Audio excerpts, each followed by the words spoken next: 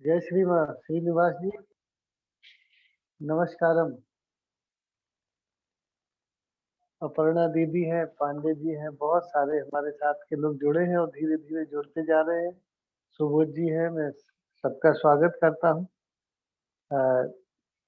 जैसा कि आपको विदित ही है कि श्री अरविंद सोसाइटी और श्री अरविंद आश्रम दिल्ली शाखा के द्वारा श्री अरविंद के जन्म के 150वें वर्ष में ऑनलाइन कार्यक्रमों की श्रृंखला जो प्रारंभ हुई थी वो अब काफी किनारे तक आ गई है। और इसमें प्रति माह हम लोगों ने तय किया था कि अलग अलग विषयों के ऊपर हर माह में कम से कम एक वेबिनार जो 2 दिनों की होगी, सैटरडे और संडे को, प्रतिदिन हम लोग किसी एक विषय पर गहराई से मंथन कर सकेंगे। और हम लोगों ने श्री अरविंद की कविताओं से लेकर सावित्री से लेकर बहुत सारे श्री अरविंद सोसाइटी के द्वारा जो थ्रस्ट एरिया चयनित किए गए हैं, जिसमें स्वास्थ्य है, जिसमें नारी शक्ति है, जिसमें युवा शक्ति है, हम लोगों ने इसके ऊपर अलग अलग महीनों में कार्यक्रम किए हैं। And this month I am happy that we are going to have this webinar on integral management, which is one of very important thrust area opted by Sri Aurobindo Society to spread the message of Sri Aurobindo and the mother, not only in sadhak community but also people in general.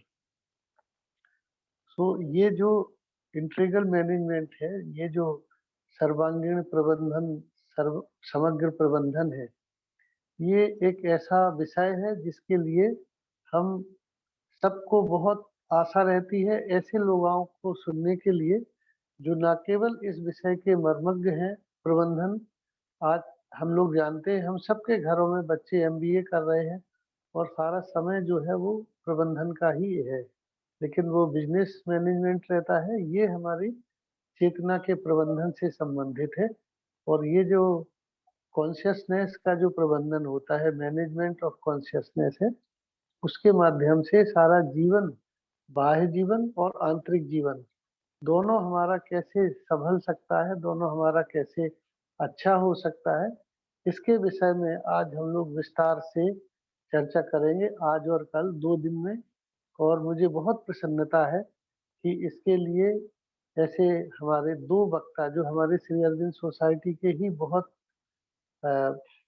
उस श्री अरविंद के रस में, उनकी भक्ति में डूबे हुए हैं और साथ ही साथ जिन्होंने इस विषयों का बहुत गहराई से अध्ययन किया है, वे आज हमारे बीच में हैं। मैं उस सिलसिले को आगे बढ़ाऊं उसके पहले मैं मोनिका जी से निवेदन करूंगा कि श्री माता जी के आवाहन के लिए श्री मातृ संगीत उसमें चलाएंगे, ताकि हम उनका पहले आवाहन करें, माँ को बुलाएं, फिर आगे हम लोग चर्चा करेंगे।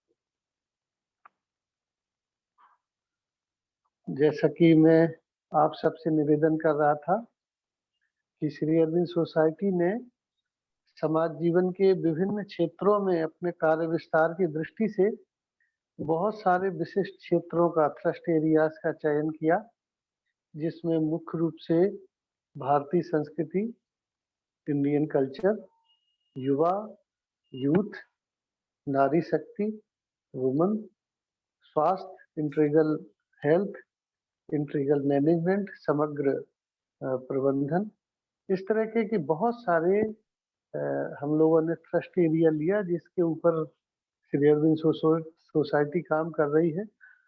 और ये जो हमारी वेबिनार है, ये इंटीग्रल मैनेजमेंट के विषय को लेकर ही आज हम लोगों ने रखी है।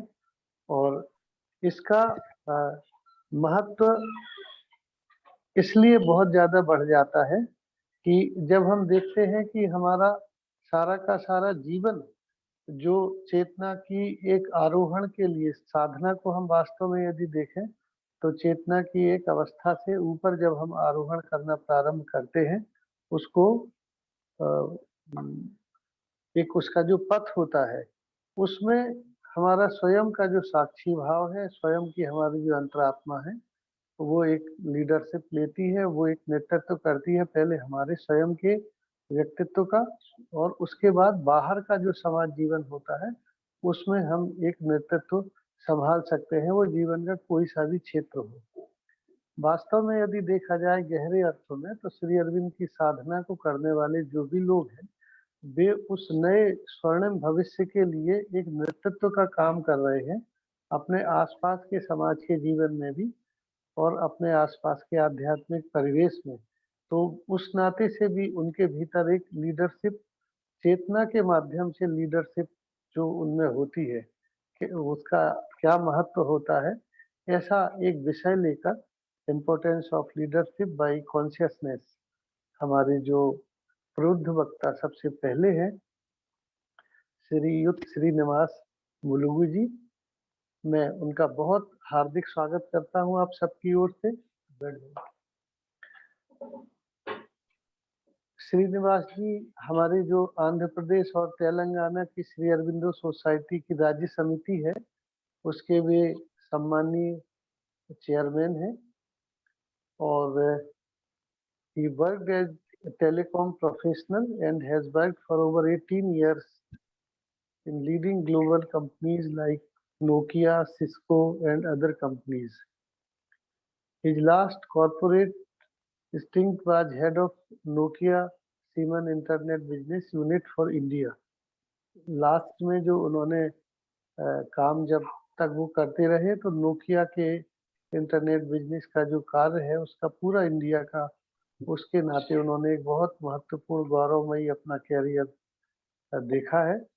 और उन्होंने इस तरीके का जो कार्य है, उसमें लगभग जब वो 40 की उम्र के मध्य में थे, उस बीच में उन्होंने अपना आध्यात्मिक रुचि को देखते हुए और अपने भीतर अंतर्मन की पुकार पर उन्होंने उस कार्य को सौंप छोड़कर और अब अपना सारा समय और अपनी सारी ऊर्जा श्री माँ की सेवा में वे दे रहे हैं। और उनका यदि हम शैक्षणिक योग्यता पे जाएंगे, तो मुझे लगता है बहुत कम ऐसे लोग होंगे जो संभवतः इतना एकेडमिक उनका बैकग्राउंड होगा।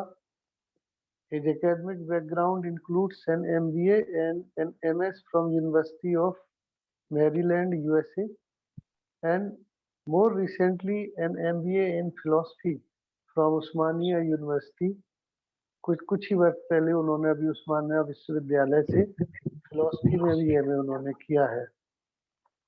1980 से आप श्री अरविंद सोसाइटी से जुड़े हैं, और उन्होंने जो साफिम जो एक हमारा बहुत प्रमुख संस्थान है, उसमें भी उन्होंने मुखिया के रूप में कार्य संभाला है। Shri Aurobindo foundation of integral management, जो इस थ्रस्ट एरिया को आगे बढ़ाने का कार्य कर रहा है, उसके मुखिया के रूप में भी उन्होंने उसको कार्य को, माँ के कार्य को आगे बढ़ाया है।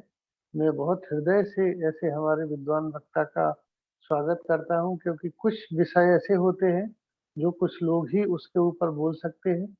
मैं उनसे संपर्क किया। मैंने उनसे कहा भैया ऐसी ऐसी बात है, और टू बी वेरी फ्रैंक, इस पे बोलने वाले हमारे पास बहुत सारे लोग नहीं हैं। उनकी बहुत व्यस्तता थी, लेकिन उसके बावजूद भी दोनों दिनों में उन्होंने समय देने का निर्णय किया। इस विषय को मैं फिर निवेदन करूंगा, इस तरीके से नहीं ले कि ये कोई एमबीए स्टूडेंट्स के लिए है, ये जीवन प्रबंधन की बात है। और लीडरशिप यदि चेतना के जुड़ाव के साथ, चेतना की प्रगति के साथ जुड़ी हो, तो कैसे हमारा सारा जीवन ही योगमय बन सकता है, जो श्री अरविंद का एक बहुत प्रसिद्ध वाक्य है, और लाइफ इज योगा। उसकी दृष्टि से, उसकी दिशा में वे अब हम लोगों को अपनी बात समझाएंगे। मैं आप सबकी ओर से उनका बहुत स्वागत करता हूं कि वे आए और पूरा समय के साथ, विस्तार के साथ इस विषय को लें। उसके बाद किसी के कोई प्रश्नोत्तर होंगे तो फिर हम लोग बोलेंगे। आइए भैया, जय श्री राम। धन्यवाद मनोज भाई, thank you for a beautiful introduction, and I'm happy that as a part of ये जो श्रृंखला है, in this series we are able to cover a lot of practical ground where Sri Aurobindo Society has been working for many years. मुझे लगता है हमारी संस्था में शायद ऐसा सिचुएशन है कि हम बहुत सारे एरियाज में बहुत अच्छा काम कर रहे हैं, अलग अलग जगहों पे, और खासकर पौंडीचेरी में। और उसका जो नॉलेज है, उसका जो अवेयरनेस है, शायद बहुत सारे ब्रांचेस को विस्तार में किसी ने बताने का कष्ट नहीं किया, और या ब्रांचेस से लोग जब पौंडीचेरी जाते हैं उनको पता करने का मौका नहीं मिला हो। इसलिए ऐसा लगता है कि बहुत सारा काम हो रहा है, लेकिन साइलोस में है।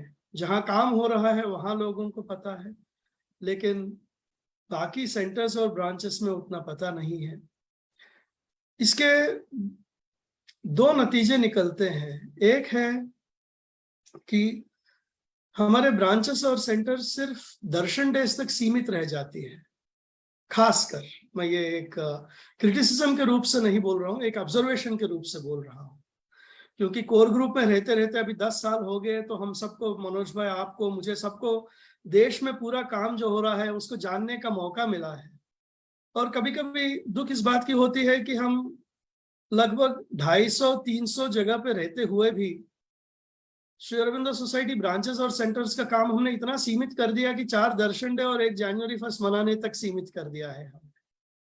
और जो अलग अलग कार्य जो हो रहे हैं वो अपने प्रदेश में, अपने जगह पे लाने का ना हमने प्रयास किया है, ना हेड ऑफिस से शायद उतना प्रोत्साहन तो नहीं कहूंगा, लेकिन कोलैबोरेट करने का मौके नहीं मिले हैं। और मेरी ये आशा है कि ये श्रृंखला के द्वारा सबको पता चले कितने जगह पे कितने कितने अलग तरीके से काम हो रहा है, और हम प्रयास करेंगे तो हमारी धीरे धीरे सेंटर्स को उभरने का मौका भी मिलेगा। क्योंकि अभी देखिए, जब हम मैनेजमेंट की आज हम प्रेजेंटेशंस देखेंगे आज और कल में, अगर ये पता चला, और चाहे बिहार में हो, चाहे राजस्थान में हो, चाहे गुजरात में हो, कहीं पे भी अगर कोई आसपास में मैनेजमेंट स्कूल है, तो हम ये बातें वो मैनेजमेंट स्कूल के फैकल्टी को बता सकते हैं, स्टूडेंट्स को बता सकते हैं।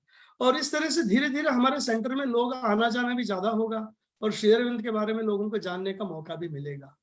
तो बधाई हो आपको कि अलग अलग क्षेत्रों में आपने काम लिया है और अच्छी तरीके से निभाया है। मैं कुछ सेशंस में पार्टिसिपेट भी किया हूँ। और आगे आपको मैं आज और कल में, मैं और अरुण नायक जी भी आज हमको शायद 5 बजे के करीब ही will try to join us. So we have taken up this topic of leadership by consciousness और मैनेजमेंट बाय कॉन्शियसनेस। ज्यादातर आगे जाके जब मैं प्रेजेंटेशन मटेरियल कवर करूंगा तो नेचुरली स्पॉन्टेनियसली इंग्लिश में शायद ज्यादा बात करूंगा। That is what happens in this particular subject. कोई बात नहीं भैया, आपकी हिंदी भी बहुत अच्छी मीठी लगती है। जिसमें आप कंफर्टेबल हो वैसा बोले। लगभग इतनी अंग्रेजी तो माँ की कृपा से सब लोग समझ ही जाते हैं, तो बिल्कुल हेजिटेट मत होइए। You speak very well now it is Hindi and English both. Hindi भी आपकी बहुत मीठी है जी। Thank you. तो बस आप ही का प्रोत्साहन है, इसीलिए थोड़ा हिम्मत करके हम कर लेते हैं हिंदी में भी बोलने माँ का। की कृपा है आपके ऊपर भैया, माँ की कृपा है। तो so I've just shared the screen of this presentation called Leadership by Consciousness. Please let me know once you're able to see it. I will try to एक बार फिर से फुल स्क्रीन मोड में शेयर करने की कोशिश करूंगा।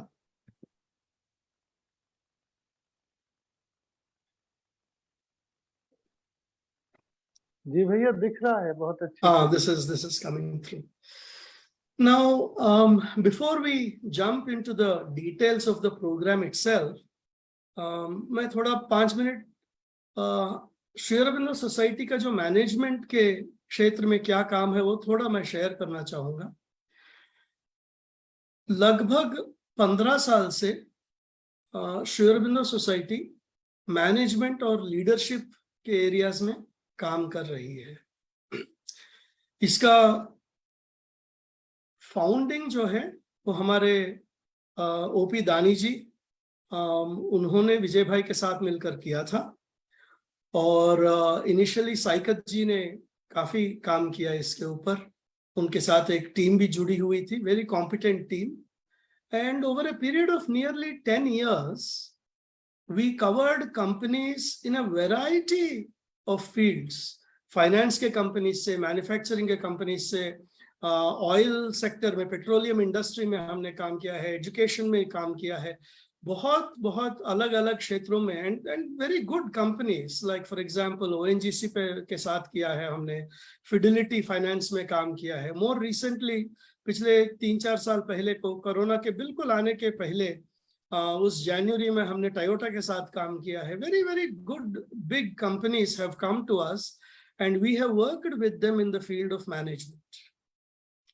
And in the 2 years before Corona, I myself was engaged with close to almost 300 to 400 educationalists across the country. We had gone even as far as Sikkim. We had 50 people across Sikkim who were in charge of education in their respective districts. All of them had come. Similarly, for a Karnataka team, we have done management sessions in Pondicherry. So a variety. Cisco के साथ हमने काम किया है बॉम्बे में, banks के साथ काम किया है हमने चेन्नई में और बैंगलोर में। तो बहुत काम हुआ है इस पर्टिकुलर फील्ड में। इस साल से हमने इसको सैफिम के बदले ओरो लीडरशिप का नाम दिया है, लेकिन काम तो कंटिन्यू कर रहा है। So if we find an opportunity, कहीं पे भी मौका मिले हमको कि हम श्री अरबिंदो और मदर का ये जो पर्टिकुलर डोमेन में मैसेज है, अगर any of you who are participating today feel that we can take it forward in any particular area, please reach out to Manoj bhai or me and we'll work out how to take this message forward. The idea is this. The truth is, we know when we look at society per se, Sri Aurobindo says in the small book, The Mother, in chapter 4, he says there are a few areas which have been dominated by the asura for a very long period of time. And because of that, there is a certain perverting influence of the asura on these things. Power and money, he specifically mentions in the chapter, if you remember. And power and money are the core of any business. It is important as a part of the working for the divine that somewhere the light of Mother and Sri Aurobindo slowly reaches particularly the business community across the country. This is where we will be able to really do some solid work for the divine in a domain where the Asuric influence, the Asuric imprint, the Asuric perversion has been there for a very long period of time. So this is the context and relevance. एक क्षेत्र में काम करना क्यों important है? जही company के पास जाएंगे वो शायद 1 लाख देंगे, 3 लाख देंगे, उसकी परवाह नहीं है हमें। बात ये है कि जो डिसीजन मेकर्स हैं, जो सीनियर्स हैं ऑर्गेनाइजेशन में, उनको इन्फ्लुएंस करना बहुत जरूरी है। मैं एक चीज बार बार कहता हूं जब मैं both in small groups and in large groups. जब हमारे स्पिरिचुअल लाइट और प्रोपगेशन और इन्फ्लुएंस की जब हम बात करते हैं, हमको एक चीज समझना जरूरी है, हमको हर लेवल पे काम करना जरूरी है. Large numbers where 100, 200, 300, 500 people are there, we should address them. But एक और चीज है, एक सोशल पिरामिड स्ट्रक्चर होता है जहां पे the influencers sit on the top of the pyramid. And it is important that we reach out to the influencers in this work so that the light spreads further. Influencers का क्या मतलब हुआ? Let's say for example, आप कहीं एक organisation में जाके एक डिविजनल इंजीनियर से बात करते हैं और उसको बोलते हैं कि आपको ये पॉलिसी इंप्लीमेंट करना चाहिए. ये डिविजनल इंजीनियर के स्तर पर पॉलिसी इंप्लीमेंटेशन नहीं होती है. शायद वो करेगा भी तो अपने डिविजन में, अपने सिटी में करेगा. लेकिन अगर आप एक सीईओ को जाके बोलोगे उस ऑर्गेनाइजेशन को कि ये पॉलिसी चेंज आप लाएंगे तो बेहतर रहेगा, the CEO can make the policy change happen across the organization, across the country, across all divisions. This is the difference. A divisional engineer may not be a big influencer, but a CEO is a very important influencer. This is where even when we are taking the message of Mother and Sri Aurobindo into the society, we cannot cover 1.4 billion people by ourselves. We have to work at the devotee level, at every level, but we also have to be aware कि जिस level पर हमको काम करने से maximum force multiplication मिलेगा, जहां पे हमारा 1 घंटे का रिजल्ट हो सकता है पूरा देश पर पड़े. इसका मतलब ये नहीं है कि हमको एक या दूसरा चुनना है, हमको दोनों पर काम करना है, लेकिन एक अवेयरनेस के साथ काम करना है कि जब हम लीडरशिप को इन्फ्लुएंस करते हैं, एक वाइस चांसलर को इन्फ्लुएंस करते हैं, एक जज को इन्फ्लुएंस करते हैं, एक लीडिंग सर्जन को इन्फ्लुएंस करते हैं, एक बड़े बिजनेसमैन को इन्फ्लुएंस करते हैं, तो उसका इम्पैक्ट उतना ज्यादा होगा. और ये हम जब ध्यान में रख के कंपनीज को भी अप्रोच कर रहे थे, हम कॉन्शियसली अप्रोच कर रहे थे कि बड़े बड़े कंपनीज के पास जाए, क्योंकि एक बार 1-2 बड़े कंपनी एक पॉलिसी डिसीजन लेते हैं तो बाकी कंपनीज भी उसको एम्युलेट करना शुरू करते हैं, उसी रास्ते में चलना शुरू करते हैं. तो इसलिए this is a context in which this particular presentation is important, and this is also the context in which we should look at our own work, because we are a small organization with a few people and we want to have the maximum impact. So we have to try to be very judicious in the investment of our time, money, and our resources. So now, leadership by consciousness या management by consciousness, what does it mean? इसका एक fundamental theme है. अभी जब आप corporates में काम करते हैं, और अक्सर ये जो वर्ड है कॉर्पोरेट, मुझे हंसी आती है इस बात की, क्योंकि जब भी मैं एनजीओस के साथ और स्पिरिचुअल ऑर्गेनाइजेशंस के साथ, मैं पहले एनजीओ 5-6 एनजीओस के साथ मैं जुड़ा हुआ था, मतलब as a friend and an adviser.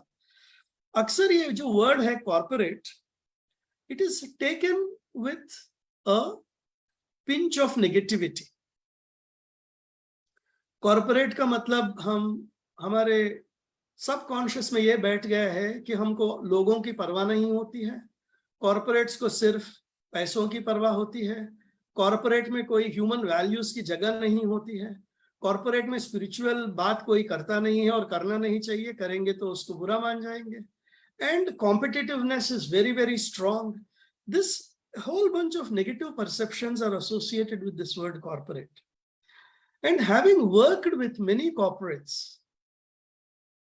and having worked with NGOs and spiritual organizations that I have been a part of, been blessed to be a part of, I can share that many of these perceptions are very, very inaccurate.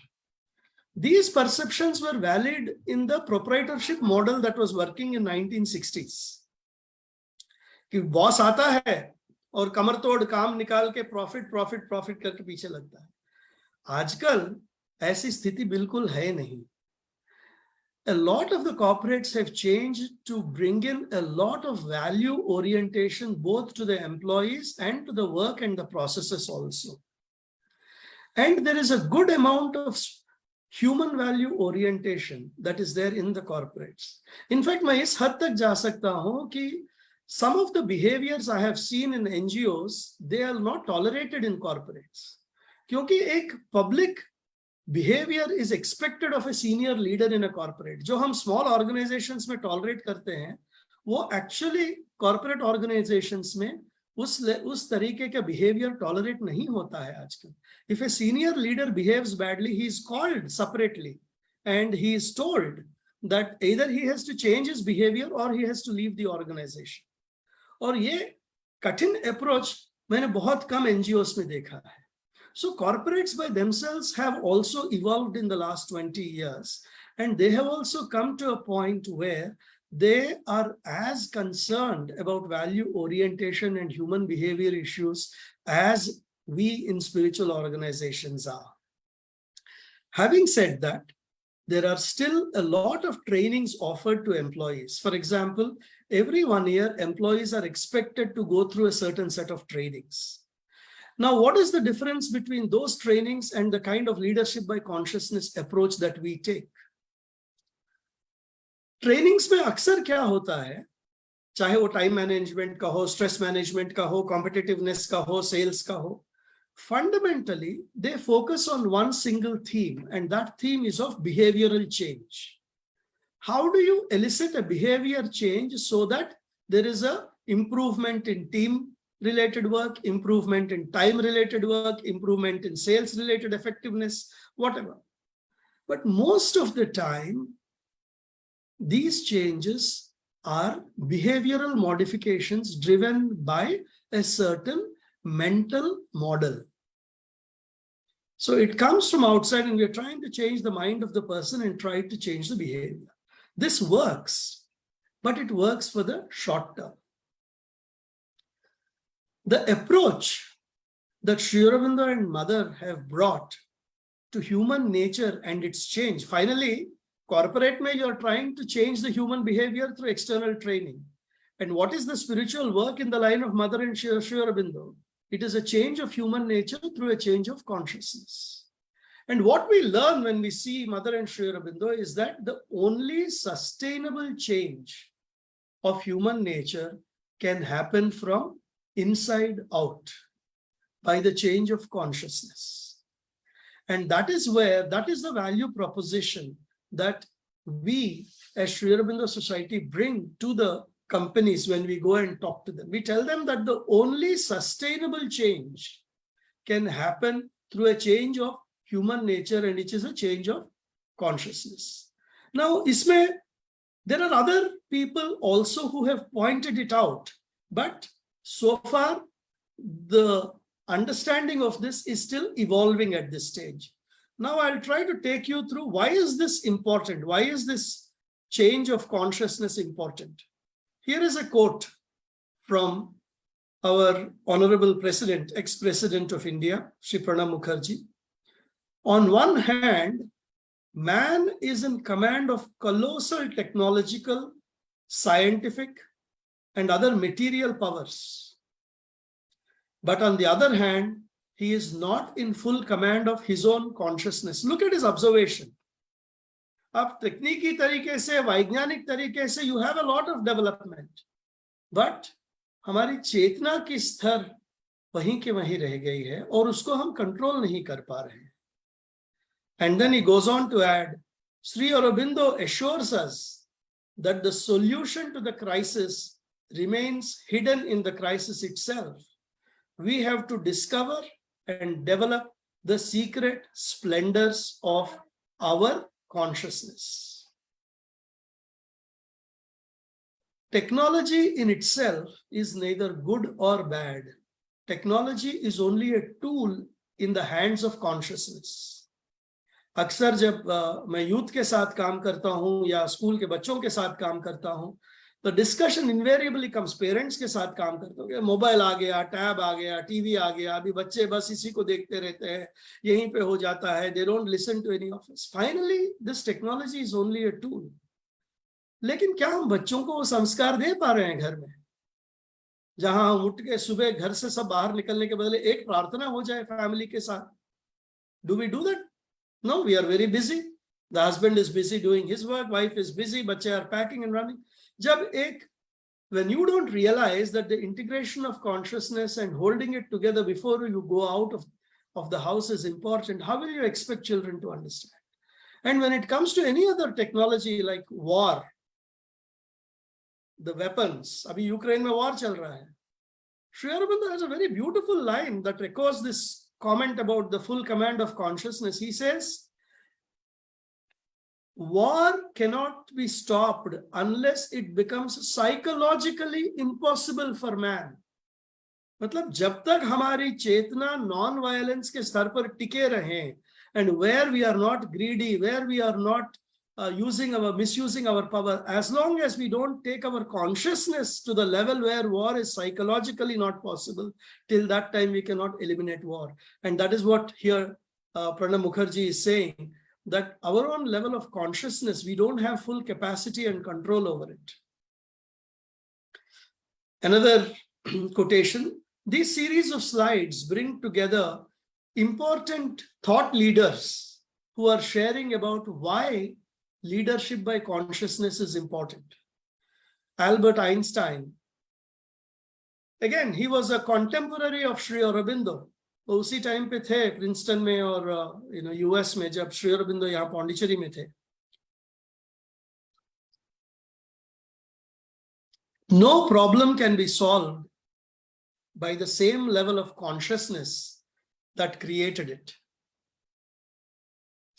जिस चेतना के level पर हमने problems create किए हैं, जब तक हम उसी चेतना के स्तर पर अटके रहेंगे तब तक उसका सॉल्यूशन नहीं निकाल पाएंगे. Transcending is important. He said this. Imagine on one side in Pondicherry, Sri Aurobindo is writing about the importance and evolution of consciousness, and that is how man should grow.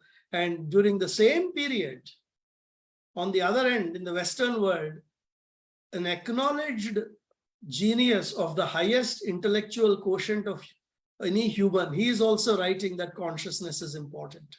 Very interesting.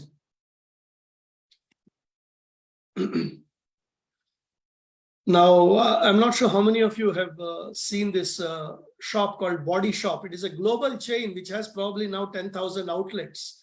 India में भी अलग-अलग malls में आप जाएंगे तो Body Shop मिलेगा, वहाँ पे creams or soaps or herbal shampoos, and many of this, they have been famous now for almost 30-40 years. Anita Roddick, Britisher है ये.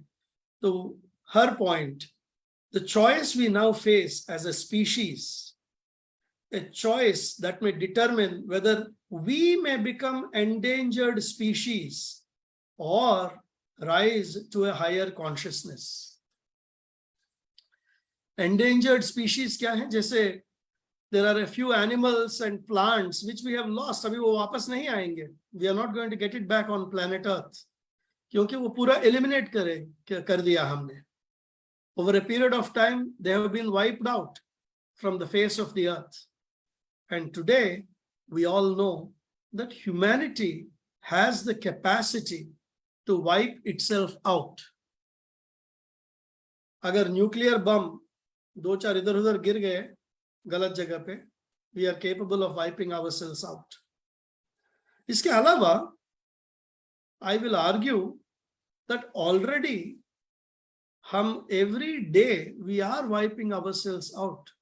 ये जो क्लाइमेट चेंज की जो बात हम कर रहे हैं, हम ये नहीं सोच रहे हैं कि आज जिस मोड ऑफ एग्जिस्टेंस में हम हैं, ये अगर एक और 100 साल आगे बढ़ा तो probably 50% of humanity will just get wiped out anyway. Pollution related, ice caps of polar regions, everything. But hopefully we are rising to a higher level of consciousness in all of this. इसका आपको एक उदाहरण भी मैं दे सकता हूं कि humanity also is kind of developing this higher level of consciousness. United Nations जो है ये हर 10-15 साल क्लाइमेट के ऊपर एक रेजोल्यूशन निकालता है. यूनाइटेड नेशंस जो न्यूयॉर्क में है, in 1995 or 1998, something around that time, all the countries came up with a common charter called Millennium Development Goals, MDG. और उन्होंने उस टाइम पे some 20 main policies निकाले थे. And in all those policies, they focused on important problems of humanity. Starvation कैसा eliminate करे, education कैसा आगे बढ़ाए, drinking water कैसे enable करे. Yes, they made an entire list, a good list. And then again, around 2014 or 2015, they came out with a revised list and they called it Sustainable Development Goals. There was a very important change between Millennial Development Goals and Sustainable Development Goals in 20 years. Millennial Development Goals only focused on humans. Or the next 20 years, the consciousness of humanity, the average consciousness has evolved to a point where they realize that humans can't survive if oceans don't survive. Humans can't survive if air is polluted. And now, if you see the Sustainable Development Goals, these goals take into account humans, they take into account oceans and oceanic animals, they take into account all other rainforests that exist, they take into account animals and other species aside from humans, and now we have a more comprehensive, more terrestrial and global oriented set of goals. हाँ, जहां वो goals हम achieve करेंगे नहीं करेंगे वो दूसरी बात है, but एक तो optimism है कि थोड़ा our own level of consciousness also, awareness is also rising to a certain degree, but to what extent and whether it will stop us from self-destruction, we have to see. And the mother, way back in 1960s, gave us this message. The future of the earth depends on a change of consciousness, and the change is bound to come. ये जो change है ये आके ही रहेगा. But it is left to men to decide if they will collaborate for this change, or it will have to be enforced upon them by the power of crashing circumstances. Look how strongly, how clearly Mother has mentioned. In fact, two things stand out. What humanity realized, that a change is bound to come, and ये climate change जो है ये इस तरह से विनाश लाएगा हमारे लिए कि ये power of crashing circumstances है ना. She's pointed this out 50 years ago. It took the rest of humanity 50 years to understand कि भाई अगर हम इस डायरेक्शन में नहीं सोचेंगे तो हमारा ही विनाश निश्चित है. Mother had pointed this out way back in 1960s, and this is a message she had given, if I remember, for a World Union conference, I think. That is what I vaguely remember. And fortunately, there are also business examples of outstanding leadership by consciousness. One is, so far, people have pointed it out. The other is, that is the theory part. And then we can look at some of the practical part as to how we have seen extraordinary work in terms of higher level of consciousness. It can be ethical and moral also at one level, not necessarily spiritual. But even that is so rare that we have to take it into account when we are highlighting the importance of leadership by consciousness. Theory सबको समझ में आती है, लेकिन practicality भी कभी-कभी हमको share करना होता है ताकि people can understand that it is not only theory कि बोलने के लिए अच्छे होते हैं ये सब, नहीं, actually people live it also. For example, here many of you may know Indira Nooyi. She was the head of PepsiCo. PepsiCo is one of the largest food and beverage company of the world, and Indira Nooyi ji, we have been very lucky and proud. She has been an emblem and an ambassador for successful Indians. And there are many beautiful talks of her. अगर आपको वक्त मिले या आपको बच्चों को दिखाना है तो इनके talks आप जरूर दिखाइए. There is very insightful. there's a very humorous talk in which she shares about the Indian mindset. I will share that and then I will come to what is written here. She says the day she was promoted as the CEO of the company, she came home. She had not yet shared it with anybody in the family.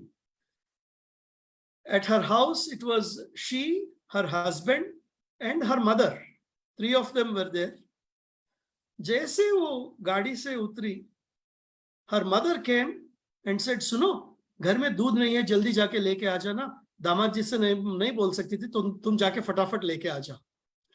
She says it doesn't matter how high an Indian woman goes. Finally, when it comes to the house, she is a housewife. And there are very curious and humorous examples of kaise inke secretary homework karati thi bachon se and all of that. But anyway, so that aside, when she came back from a board meeting, she talked about how she wrote a letter to the parents of each of the members of her executive team. Now imagine when you're a CEO of one of the largest companies in the world, the people around you are also very powerful and big people. And what Indira Nooyi did was, after her board meeting, she comes home and writes letters to these people's parents. And she says, I wrote a paragraph about what their child was doing at PepsiCo. And I said, thank you for the gift of your child to our company. A very moving gesture by the CEO of a company. And these are examples I am sharing with you, which also will remind you my introductory comments, how companies today are not here to beat the employee and get the best out of them. They are focused on human values.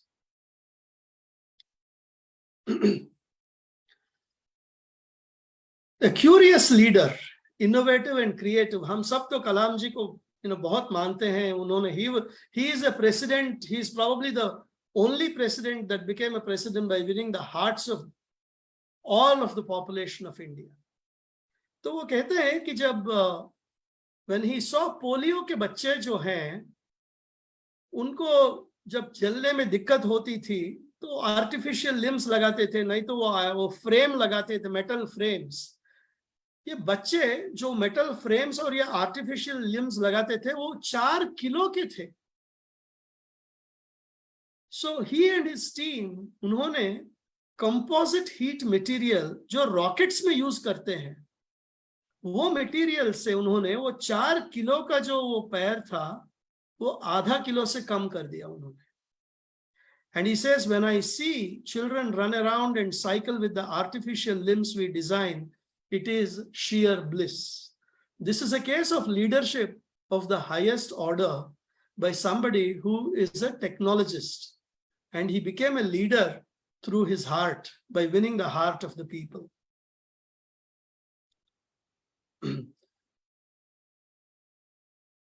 इनका एक और example मुझे याद आता है कि one day he was in his office till 6:30 or 7, and one of his subordinates was still there. And the project had to be completed at a particular point in time, and the subordinate could not go home that day. And somehow he found out that the subordinate had promised that he would, उनके colleague ने promise किया था बच्चों को कि उनको circus या कुछ exhibition या कहीं ले जाएंगे. And Kalamji that day, while the subordinate was working, he took his vehicle, went to the subordinate's home and took his children to that circus or exhibition. These are the kind of leaders that people remember. बहुत सारे उनके तो बहुत सारे stories हैं. And another leader that many of you are already familiar with, and he is a favorite example in many talks relating to Mother and Sri Aurobindo, Venkata Swami ji, जिनको हम V के नाम से जानते हैं, Arvind Eye Hospitals. His mission was to eradicate avoidable blindness. And believe me, this slide I was sharing proudly with every corporate that we were talking to. And what did he do? Normally, when people retire and they get their provident fund, they normally use it to buy themselves a gift or their spouse a gift, or use that money to help the children and all that. What this man did was, when he got his provident fund money, he also mortgaged his wife's jewelry and started a small hospital in his house. 2 or 3 beds, And what is the Aravind Eye Hospital? What does it stand for today? It stands for world-class quality. It stands for scaling of lakhs of patients with the best world-class treatment. Per patient medical cost is one of the lowest in the world.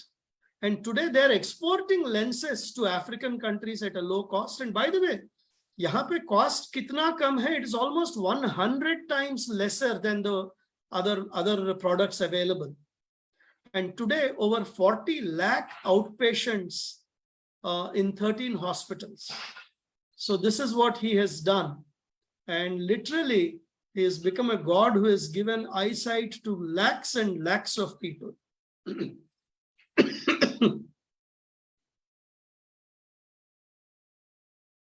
Another example of a gentleman by name Barun Biswas, who stood up to politically motivated Gundas by focusing on, they didn't want children to be educated. In this area where he was, they didn't want children to be educated. He fought with them and educated children of poor farmers. Because वो जो bonded labor वाली system होती है वो चल रहा था.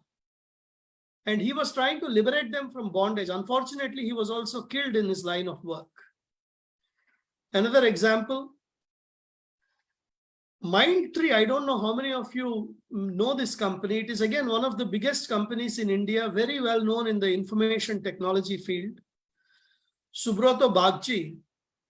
This gentleman talks about how his father was posted in Karaput area of Orissa, which is one of the most poverty-ridden areas, and how his father would go to the office walking 1 kilometer while the jeep was standing at the house. He said, jeep is the property of the government and we should use it only when it is absolutely necessary.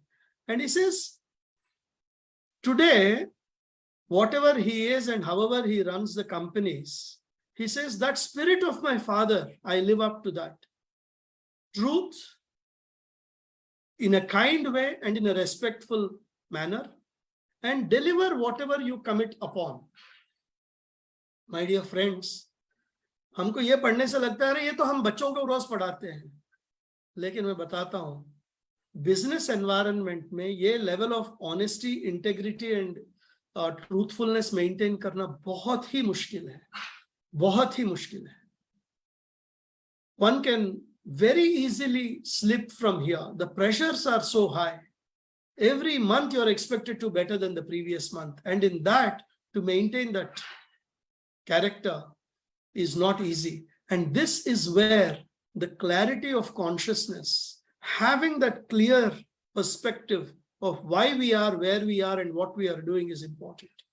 One last example I will give you, which also comes very, very close to the Sri Aurobindo and Mother community of devotees and disciples. This is a photograph of R.K. Talwarji. He was the chairman of State Bank of India. Very few people know this. He was the chairman of State Bank of India, which was one of the most powerful positions in the country at that point in time. And he arrived at that position at the age of 49, which is very, very young, if you ask me. Because normally ये जो chairman का position होते हैं, वो 55 के आसपास देके 2-3 साल retirement करके भेज देते हैं घर. Unfortunately, he was the chairman during the emergency era when Indira Gandhi and Sanjay Gandhi were ruling the country. And Sanjay Gandhi sent instructions to release funds to his cronies. कोई एक cement company थी जो already default में था, उसका कोई ये नहीं था, सो उन्होंने पैसे मना कर दिया लोन देने से. फिर उन्होंने संजय गांधी का रिकमेंडेशन लेके आए. तो संजय गांधी का रिकमेंडेशन तो कोई हर बंदा मानता है, तो he expected it would be done and Talwarji refused. और उससे भी ज्यादा Sanjay Gandhi ji asked Talwarji for a meeting, and the response was, what is your constitutional authority to have a meeting with the chairman of State Bank of India? You are a politician, but you are not even an MLA or an MP at that point in time. And as one would expect, Sanjay Gandhi asked that this man should be dismissed immediately. And then another funny thing happened. In the rules there was no rule that was violated by which he could be dismissed. RBI went back and said, sir, we can't remove him just like that. We don't have the capacity to remove him. The court will not agree. But unfortunately, India had a very, very sad fate that Britishers went and left us in the hands of such people who didn't care about integrity. A particular amendment was passed to the SBI Act in 1996 so that he could be removed as a chairman. And on the day he was leaving, normally आजकल कहीं पे भी देखिए कोई CMD या managing director या chairman कोई retire होते हैं तो क्या होता है? Normally there is a big meeting, flowers are given, speeches are made, 100 people come to see you off. Not one person came to see him off because उनको पता था इनके साथ दिखेंगे तो संजय गांधी हमारे भी कत्ल कर देंगे. So alone he returned to his home in a private vehicle. And one of his junior colleagues who stayed next door, he went to offer his condolences, commiseration. And Talwarji's response was, we have to accept the divine will with humility. You have to learn to enjoy all the time the divine play. During his tenure, he was taking leave only to go to Sri Aurobindo Ashram. Many times he would come and stay in the ashram. And it is no surprise that post his retirement, he spent most of the time in Sri Aurobindo Ashram, and he passed away only in 2002 or so, so fairly recent. So this gives us an idea of the people who have integrity and the higher levels of consciousness that they manage to maintain. Of course, this particular slide, I don't have to elaborate to many of us. To be in sync with the universe, we must keep progressing. And we are where we are. And this is the message of Mother and Sri Aurobindo. From mind to enlightened mind, this is what we have to move. And we have to figure out how do we go. And we also have to figure out where are we and how do we get there. This is the second part of the presentation that I wanted to take up. But the key part is very simple. The only one true guide is the inner guide. For MBA students, I will just digress a little bit here. We all know every year we come out with a few scams in this country. That has become the norm, not only in this country, but around the world. In fact, bigger the country, the bigger the scam. I keep reminding many of the students that the biggest scams are not accidents. They don't happen by mistake. They don't happen by chance. They happen by a clear choice to do something wrong. And the person doing it always knows that what he is doing is wrong. And I tell them, when I tell youngsters, आपको spirituality के बारे में कुछ भी जानने की जरूरत नहीं है. बस एक चीज आप याद रख लेना, आप जानते हुए गलती मत कीजिए. Don't do a mistake knowingly and you are safe in your life. That is the highest principle of spirituality that you can follow. जानते हुए गलती मत कीजिए. This is simplified spirituality for children.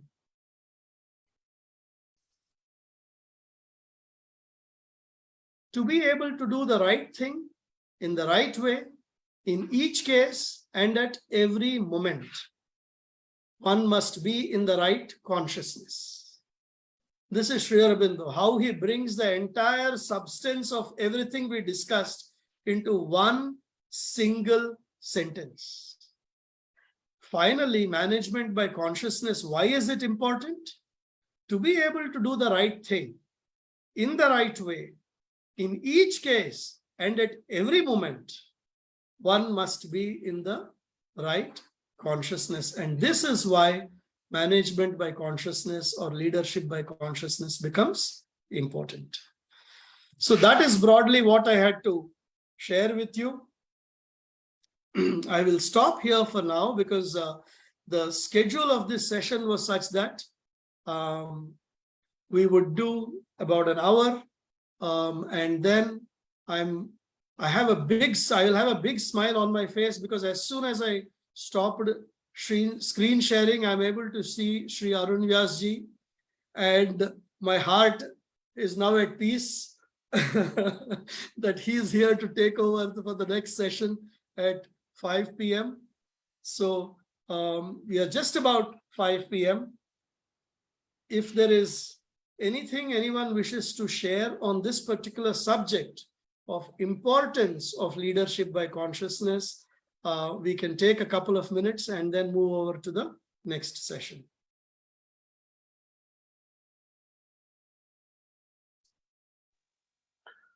अभी जो श्रीनिवास भैया ने वार्ता ली है, बहुत सुंदर वार्ता भैया। पहले तो आपको बहुत बहुत साधुवाद और बधाई। और इसके बारे में यदि हमारे कोई और साथी हो जो कुछ इसमें जोड़ना चाहते हो या कुछ पूछना चाहते हो, कुछ वैल्यू एडिशन करना चाहते हो, तो मैं उनके लिए बिल्कुल समय है, हम लोग उस पर बात कर सकते हैं। और यदि इसमें और कोई आप अपनी तरफ से बात जोड़ना चाहें तो उसके लिए अभी समय है। मैं देख रहा हूँ बहुत सारे लोग मेरी तरह जो है वो नोट्स तैयार कर रहे थे। तो भैया ने इतने अच्छे तरीके से बोला कि वो बात उन्होंने प्रतीकों के माध्यम से, ऐसे सफल लोगों के माध्यम से बताई।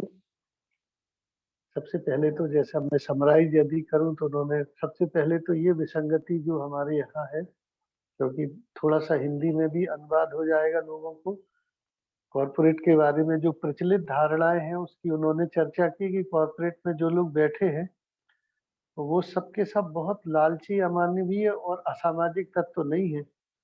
वे सब भी उसी परिवेश, उसी से आते हैं। और आज से 40-50 साल पहले धनाढ्यों और उद्योगपतियों, व्यापारियों के बारे में जो जनधारणा थी उससे अब बाहर आने का समय आ गया है।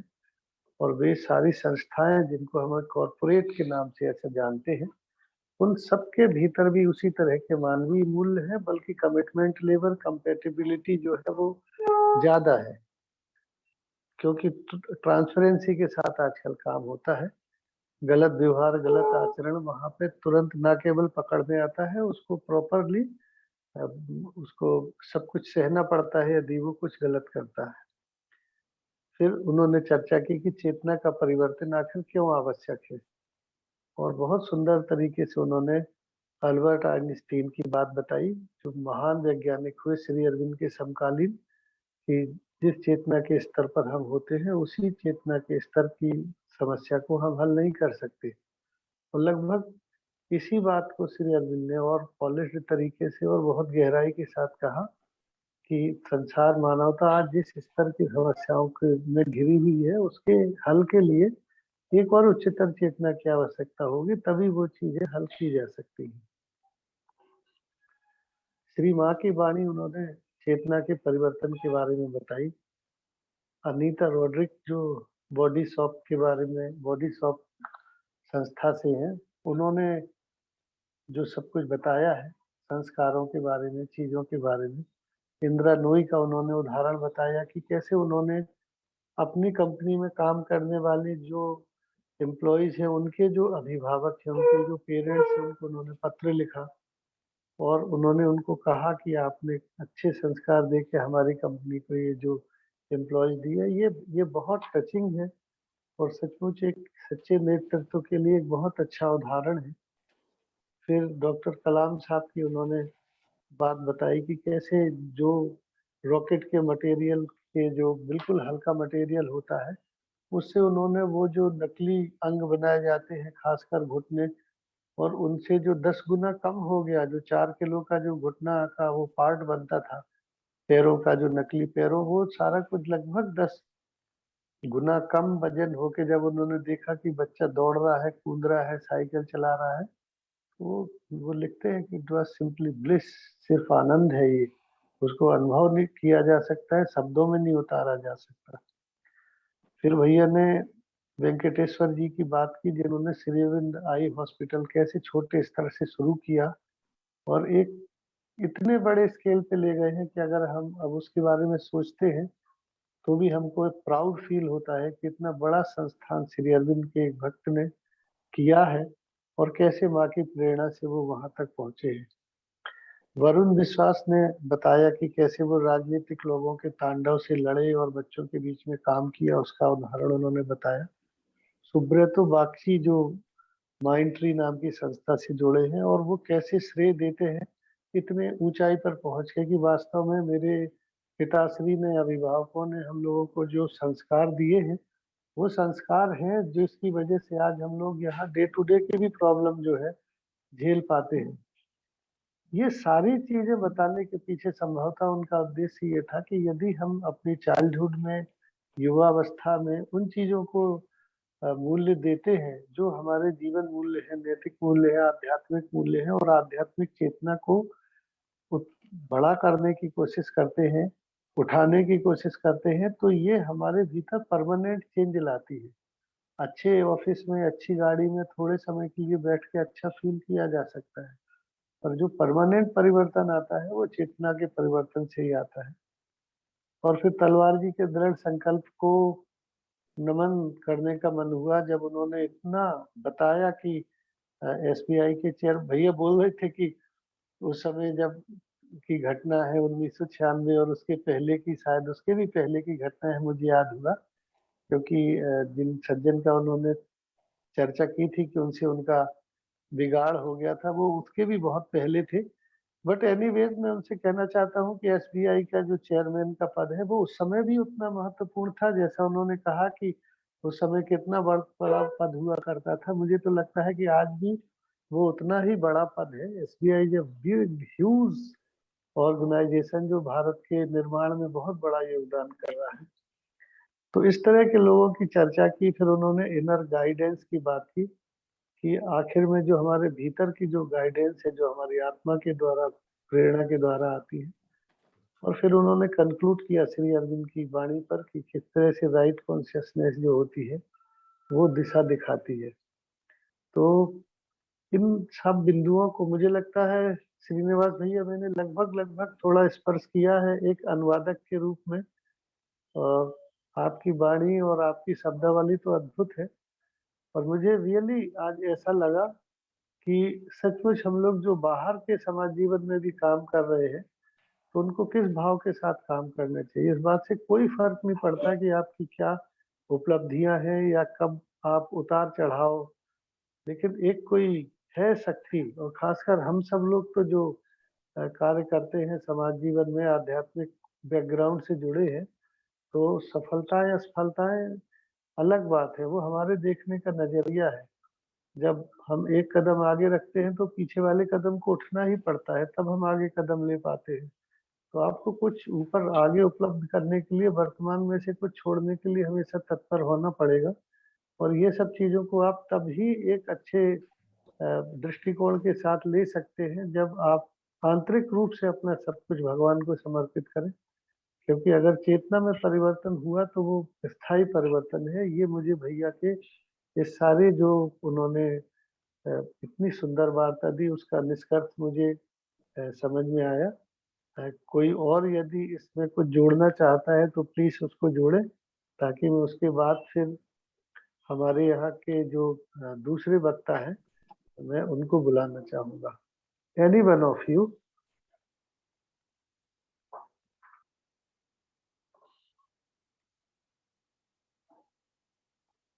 मुझे स्वयं लग रहा है मैंने तो अनुवादक की दृष्टि से इतना सारा अनुवाद कर दिया भैया, अन्यथा आपने इतना सरल भाषा में इतनी बहुत इंस्पिरेशनल सुंदर स्टोरी ढंग से बताई। आपने सबको समेटा, बहुत ही अच्छा, बहुत ही ब्यूटीफुली आपने तो समराइज किया था। Thank you. वो आपने जो बोला मैंने अनुवाद किया है उसमें मेरा कुछ नहीं है। अब मैं हमारे आज के जो दूसरे वक्ता हैं पंडित अरुण व्यास जी को आमंत्रित करना चाहता हूँ। वे श्री अरविंद सोसाइटी के हिंदी क्षेत्र के माननीय सचिव हैं। और हिंदी क्षेत्र का जो आप जानते हैं कि हमारे 10 से 12 राज्यों में जो श्री अरविंद सोसाइटी का कार्य है उसका जो संचालन है वो हमारे माननीय अध्यक्ष के माध्यम से एक सचिव के रूप में बहुत सुचारू रूप से पिछले कुछ समय से कर रहे हैं। इसके अलावा भी वे श्री अरविंद सोसाइटी की जो गतिविधियां हैं, हमारी जो नेशनल कोर ग्रुप है, उसके वो माननीय सदस्य हैं। श्री अरविंद सोसाइटी की जो नोएडा शाखा है उसके भी चेयरमैन हैं।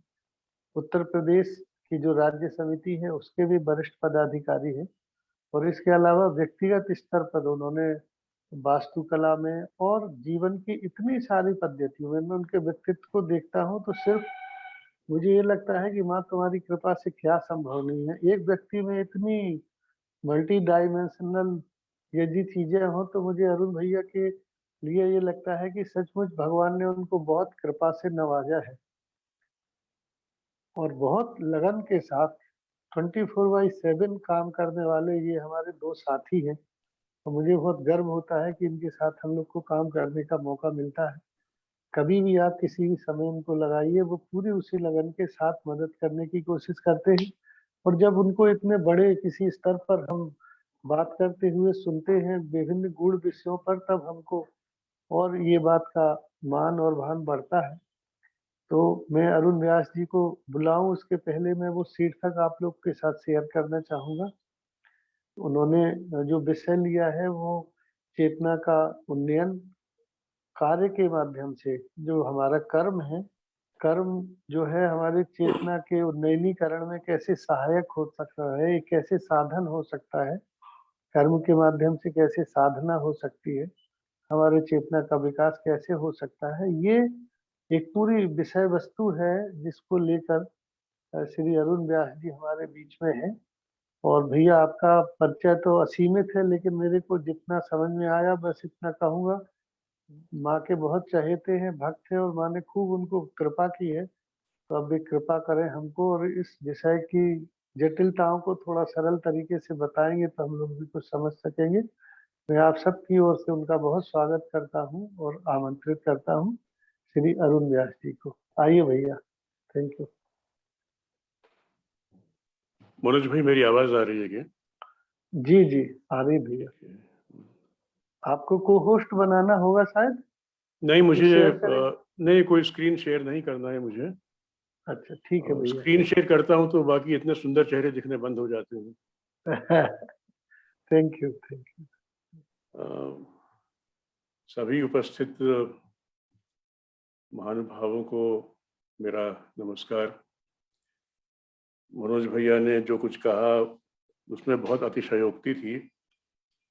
वो अपने स्वभाव से मजबूर हैं, ट्राई का पहाड़ बनाना अच्छा से आता है उनको।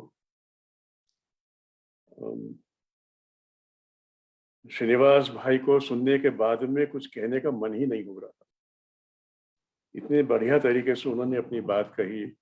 And Srinivas, why have you disappeared? Why can't we see you? Yeah Right here. Thank you, please stay. No, I'm right here. I'm right here. आज का विषय बहुत ही एक रोचक विषय है, और वो विषय है कि कर्म से चेतना के स्तर में विकास, उसकी संभावनाएं हैं या नहीं है, और यदि हैं तो कैसे हैं। मैं आपको एक छोटा सा एक उदाहरण देता हूं। मैं 10 वर्ष पौंडीचेरी में श्री अरविंद आश्रम के सानिध्य में रहा। सन 2003-2004 के लगभग मुझे एक अवसर मिला। गुड़गांव की एक मैनेजमेंट कंपनी थी, उनके साथ में एक अनुबंध हुआ कुछ महीनों के लिए कि मैनेजमेंट बाय ह्यूमन वैल्यूज पर ट्रेनिंग प्रोग्राम लिखने की बात हुई। उस समय मैनेजमेंट बाय कॉन्शियसनेस ये शब्द मेरे लिए नया था, मतलब मालूम ही नहीं था। मैं जो जानता था वो था management by human Indian values. जब मैंने उस पर काम करना शुरू किया तो मालूम पड़ा कि हाँ, मैनेजमेंट बाय कॉन्शियसनेस का एक क्षेत्र है, लोगों ने काम किया है, कुछ पुस्तिकाएं हैं, अवेलेबल हैं। उस समय जो बात निकल के मन में आई थी वो ये थी कि मैनेजमेंट बाय इंडियन वैल्यूज क्यों है, मैनेजमेंट बाय वेस्टर्न वैल्यूज क्यों नहीं। और उसमें जब परिष्कृत करने के बाद में जब मैंने देखा तो मुझे यही समझ में आया कि इससे बढ़िया योग का कोई माध्यम नहीं है। मैं जब बात करता हूँ इवोल्यूशन ऑफ कॉन्शियसनेस और transformation of consciousness through works, कर्म के द्वारा, इस पर चर्चा जब करते हैं तो सबसे पहले प्रश्न ये उठता है मन में कि हमारे जीवन का उद्देश्य है क्या। मूलभूत प्रश्न का उत्तर उसी में छुपा हुआ है। मूलभूत प्रश्न भी वहीं पे है और मूलभूत उत्तर भी उसी के अंदर है। क्या हमारे जीवन का उद्देश्य वही है जैसे सारी दुनिया चलती है? जन्म लिया, बड़े हुए, काम किया, समाज में आए, परिवार बनाया, अंत समय आया, चले गए। निश्चित रूप से ये एक ऐसा बिंदु है जिस पर लोग भिन्न भिन्न प्रकार से बातें करते रहे, किंतु इसका उत्तर जो मिला वो मुझे कहाँ मिला, और हम सबको, we will agree to this. मैं जब पूछा करता था what is the purpose of life, बहुत जगह गया, बहुत लोगों से बात हुई। मेरा तो सौभाग्य मेरा ये रहा है कि बचपन से इस प्रकार का परिवेश मुझे मिला जहाँ पे I was always in the milieu of people who were spiritually inclined और सो कॉल्ड स्पिरिचुअली इंक्लाइंड। तो जब मैं उनसे पूछा करता था भाई what is the purpose of life, तो जवाब ये मिलता था कि भाई परलोक सुधारने के लिए काम करो। Purpose of life is to become a better, तुमको स्वर्ग में स्थान मिले या तुम्हारा अगला जन्म जो है वो अच्छा हो, इत्यादि बातें। और जब गहराई से पूछता था तो मुझे कह दिया करता था कि बच्चे हो, नहीं समझ पाओगे, बाद में पूछना। और ये कहने वाले वो लोग थे जिसको बाद में मुझे लगा कि उनको शायद स्वयं ही इसका उत्तर पता नहीं था। I got the answer when I came to the folds of Shri Aurobindo. एक लाइन का जवाब मुझे मिला। दो बातें। Number one, to experience the bliss of existence. हमारे होने के, हमारे अस्तित्व के होने का आनंद, उसको भोगना। मैं हूं, इससे अधिक आनंदित बात और क्या हो सकती है?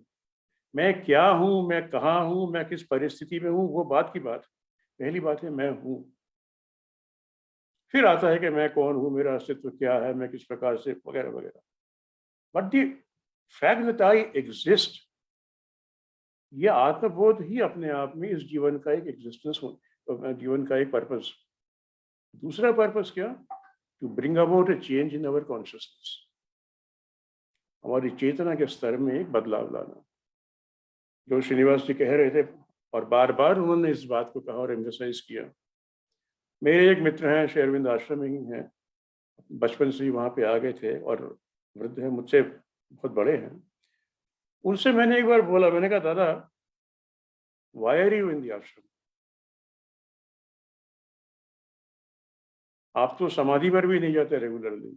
He is one of those few people in the ashram who maintains a very low profile. समाधि पर जाना तो मुझे तो याद भी नहीं आ रहा पिछली बार मैंने उनको कब वहाँ देखा होगा। मैंने कहा आप तो समाधि पर भी नहीं जाते, आप अपने कमरे से आते हैं, अपना काम करते हैं, डाइनिंग रूम आते हैं, डाइनिंग रूम से वापस चले जाते हैं, शाम को you go for a walk and that is it. आप कर क्या रहे हो यहाँ पे? उनका एक ही जवाब था, I am waiting for a change in my consciousness. मैं अपनी चेतना के स्तर में बदलाव आने की प्रतीक्षा कर रहा हूँ। अब ये बात समझने की है कि जब चेतना के स्तर में बदलाव आता है तो ऐसा नहीं आता कि बारिश आई और हम भीग गए। ये बदलाव निरंतर चलता है, ये प्रवाह है। बूंद बूंद करके इस बदलाव में अंतर आता है और वो अंतर इतने धीमे धीमे आता है कि हम उसको पहचान भी नहीं पाते। मनोज भाई मेरे बारे में जो कुछ अभी कह रहे थे है तो अतिशयोक्ति, किंतु मैं आपको इतना निश्चित रूप से कह सकता हूँ कि जिस समय मुझे श्री अरविंद सोसाइटी की जिम्मेदारियां दी गई थी, मैं बात करता हूँ वहाँ से कि जब मैं गुड़गांव के वो प्रोजेक्ट के लिए मैं आया, मैं सोच के आया था कि मैं तो 5-6 महीने में वापस पौंडीचेरी चला जाऊंगा क्योंकि मैं तो रहता वहीं था। किंतु संजोग भर बात ऐसी होती चली गई कि एक के बाद एक यहाँ पे कुछ काम इस तरीके से होते चले गए और अंततः जब 2004-2005 की बात है, शायद जब मैं नोएडा में आया, मेरा फ्लैट यहाँ तैयार हो रहा था। एक दिन मैं और मेरी पत्नी हम घर से निकले देखने के लिए कि जिस क्षेत्र में हम रहने आने वाले हैं वहाँ है क्या। दूर एक बिल्डिंग दिखाई दी गुलाबी से रंग की, बाकी आसपास कुछ नहीं था, खाली हरियाली सी थी। वहां पे आके खड़े हुए तो मेरे तो रोमांच हो गया। उस बिल्डिंग के ऊपर मदर श्री अरविंद के सिंबल बने हुए। ये वो श्री अरविंद भवन नोएडा वाला जहां मैं अभी बैठकर आपसे बात कर रहा हूं, और मेरे मुंह से बेसाख्ता निकला, माँ की नौकरी छूटने वाली नहीं है। I will continue to work for her. वो दिन है, आज का दिन है। जिस कमरे में बैठकर मैं आपसे बात कर रहा हूं, इस साल मुझे इस कमरे में बैठ के काम करते हुए 10 साल हो गए। 2012 में इस ऑफिस में मैंने काम करना शुरू किया था, इस कमरे में। ये 2022 है। अब ये देखिए माँ की कृपा कैसे होती है धीरे धीरे, क्योंकि मेरा रेगुलरली यहाँ पे आना शुरू हुआ। तो नीचे जो ऑफिस हुआ करता था, अभी भी है, ब्रांच का, सर ये कागज आया है जरा देख लीजिए, अरुण भाई ये प्रोग्राम है जरा वो देख लीजिए, ये ऐसा है ये कर लीजिए। करते करते क्या हुआ कि एक इन्वॉल्वमेंट होनी शुरू हुई। उसके बाद मुझे एक पदभार दिया गया, जो मैनेजमेंट कमेटी के लोग थे उन्होंने मुझे पदभार दिया। तो मैंने कहा कि मैं तो इसके लिए कभी तैयार नहीं हूँ, I am not trained for this. तो बोले तुम अपना काम थोड़ी कर रहे हो, तुम तो माँ का काम कर रहे हो, she will train you, don't worry. और मैं बड़ा घबराता था। मैं उनसे कहा करता था कि ये पीछे का दरवाजा खुला रखेंगे, नहीं हो पाएगा तो मैं वहां से बाहर निकल जाऊंगा। आज सालों हो गए हैं उस बात को, ये तो याद भी नहीं, आज आप लोगों से बात कर रहा हूँ तो मुझे याद आ रहा है। किंतु एक बात मैं आप सबसे कह सकता हूँ, कॉमन प्लेटफॉर्म पे, पब्लिक प्लेटफॉर्म पे मैं इस बात को स्वीकार करता हूँ, मैं वो नहीं हूं जो मैं तब था। जैसे श्री अरविंद अपने बारे में कहते हैं, I became what I was not. मैं अपने बारे में भी वही कहता हूँ कि I have become what I was not. और किस तरह से हुआ ये चेंज, मैं अपनी बात मत करिए, मतलब please don't get me wrong, मैं अपना खाली एक एग्जांपल दे रहा हूँ क्योंकि मैं जानता हूँ इस एग्जांपल को। जब हम इस बात को जानते हैं कि हम ये काम कर रहे हैं और ये काम हम समर्पण भाव से कर रहे हैं, काम कहीं पर भी हो सकता है। I may be working in a corporate field, I may be working in a government area, I may be working in the private area, I may be working in the army, I may be working with the defense forces, I may be working as a businessman, मैं कहीं पर भी काम करूं। हम काम किसके लिए कर रहे हैं, यहाँ पे हमारा एक एटीट्यूडल चेंज आना शुरू होता है। आश्रम में एक बहुत बड़ा एग्जाम्पल है, जब लोगों ने कहा कि व्यापार ईमानदारी से नहीं हो सकता, तो मदर ने कहा कैसे नहीं हो सकता, ऑनेस्टी डिपार्टमेंटल स्टोर खोल दिया। उस जगह की अपनी एक साख है। मैं जानता नहीं आप में से कितने लोग जानते होंगे, आश्रम के बहुत सारे कमर्शियल सेक्शंस भी हैं। आश्रम का अपना पेट्रोल पंप है, हरपगन बोल के एक वर्कशॉप है, श्री अरविंदो उद्योग ट्रस्ट बोल के एक अलग से ट्रस्ट है, जहां पर ये सारे कमर्शियल ऑर्गेनाइजेशन जिससे जुड़े हुए हैं। करते क्या है वो, ईमानदारी से माँ का काम समझकर व्यापार करते हैं। और आश्रम के बाकी डिपार्टमेंट्स जहाँ पे लोग काम कर रहे हैं, वहाँ क्या करते हैं, परफ्यूमरी है, बेकरी है, अगरबत्ती सेक्शन है, बाटिक सेक्शन, दुनिया भर के तमाम सेक्शंस हैं। चाहे आप वहां पे काम करें या आप अपने घर में बैठ के काम करें या आप अपने ऑफिस में काम करें, it is the attitude towards work which makes the difference. एक बात समझने की है, कुछ मूलभूत बातें होती है जिनको हम स्वीकार कर लेते हैं। उनमें से एक बात है जिसको हम कहते हैं certain postulates of life. One postulate is human being has been created to work. कर्म के बिना हमारा छुटकारा नहीं है। कृष्ण कहते हैं गीता में कि अर्जुन ऐसा कुछ नहीं है जो मुझे प्राप्त नहीं था या प्राप्त नहीं है या प्राप्त नहीं हो सकता, फिर भी मैं कर्म करता हूँ, क्योंकि मैं अगर ये कर्म से करना छोड़ दूं तो बाकी जो है they will begin to follow me. एक बार एक मैनेजमेंट की कंसल्टेंसी की बात है, मैं आपको शेयर करता हूँ आपके साथ में। एक असेंबली लाइन की बात, कार्बन प्रोडक्शन फैक्ट्री की बात थी। 2 असेंबली लाइन्स चलती थी, और असेंबली लाइन आप जानते हैं, एक जगह से कपड़ा बनना शुरू होता है, दूसरे टेलर के पास में जाएगा, तीसरे टेलर के पास में जाएगा, चौथे टेलर के पास में जाएगा, और एक टेलर का एक ही काम है, काज करने वाला काज करेगा, पॉकेट लगाने वाला पॉकेट लगाएगा, बाजू लगाने वाला बाजू लगाएगा। एक भी आदमी अगर उसके अंदर ढंग से काम नहीं करे तो पूरी असेंबली लाइन खराब हो जाती है। ऐसे में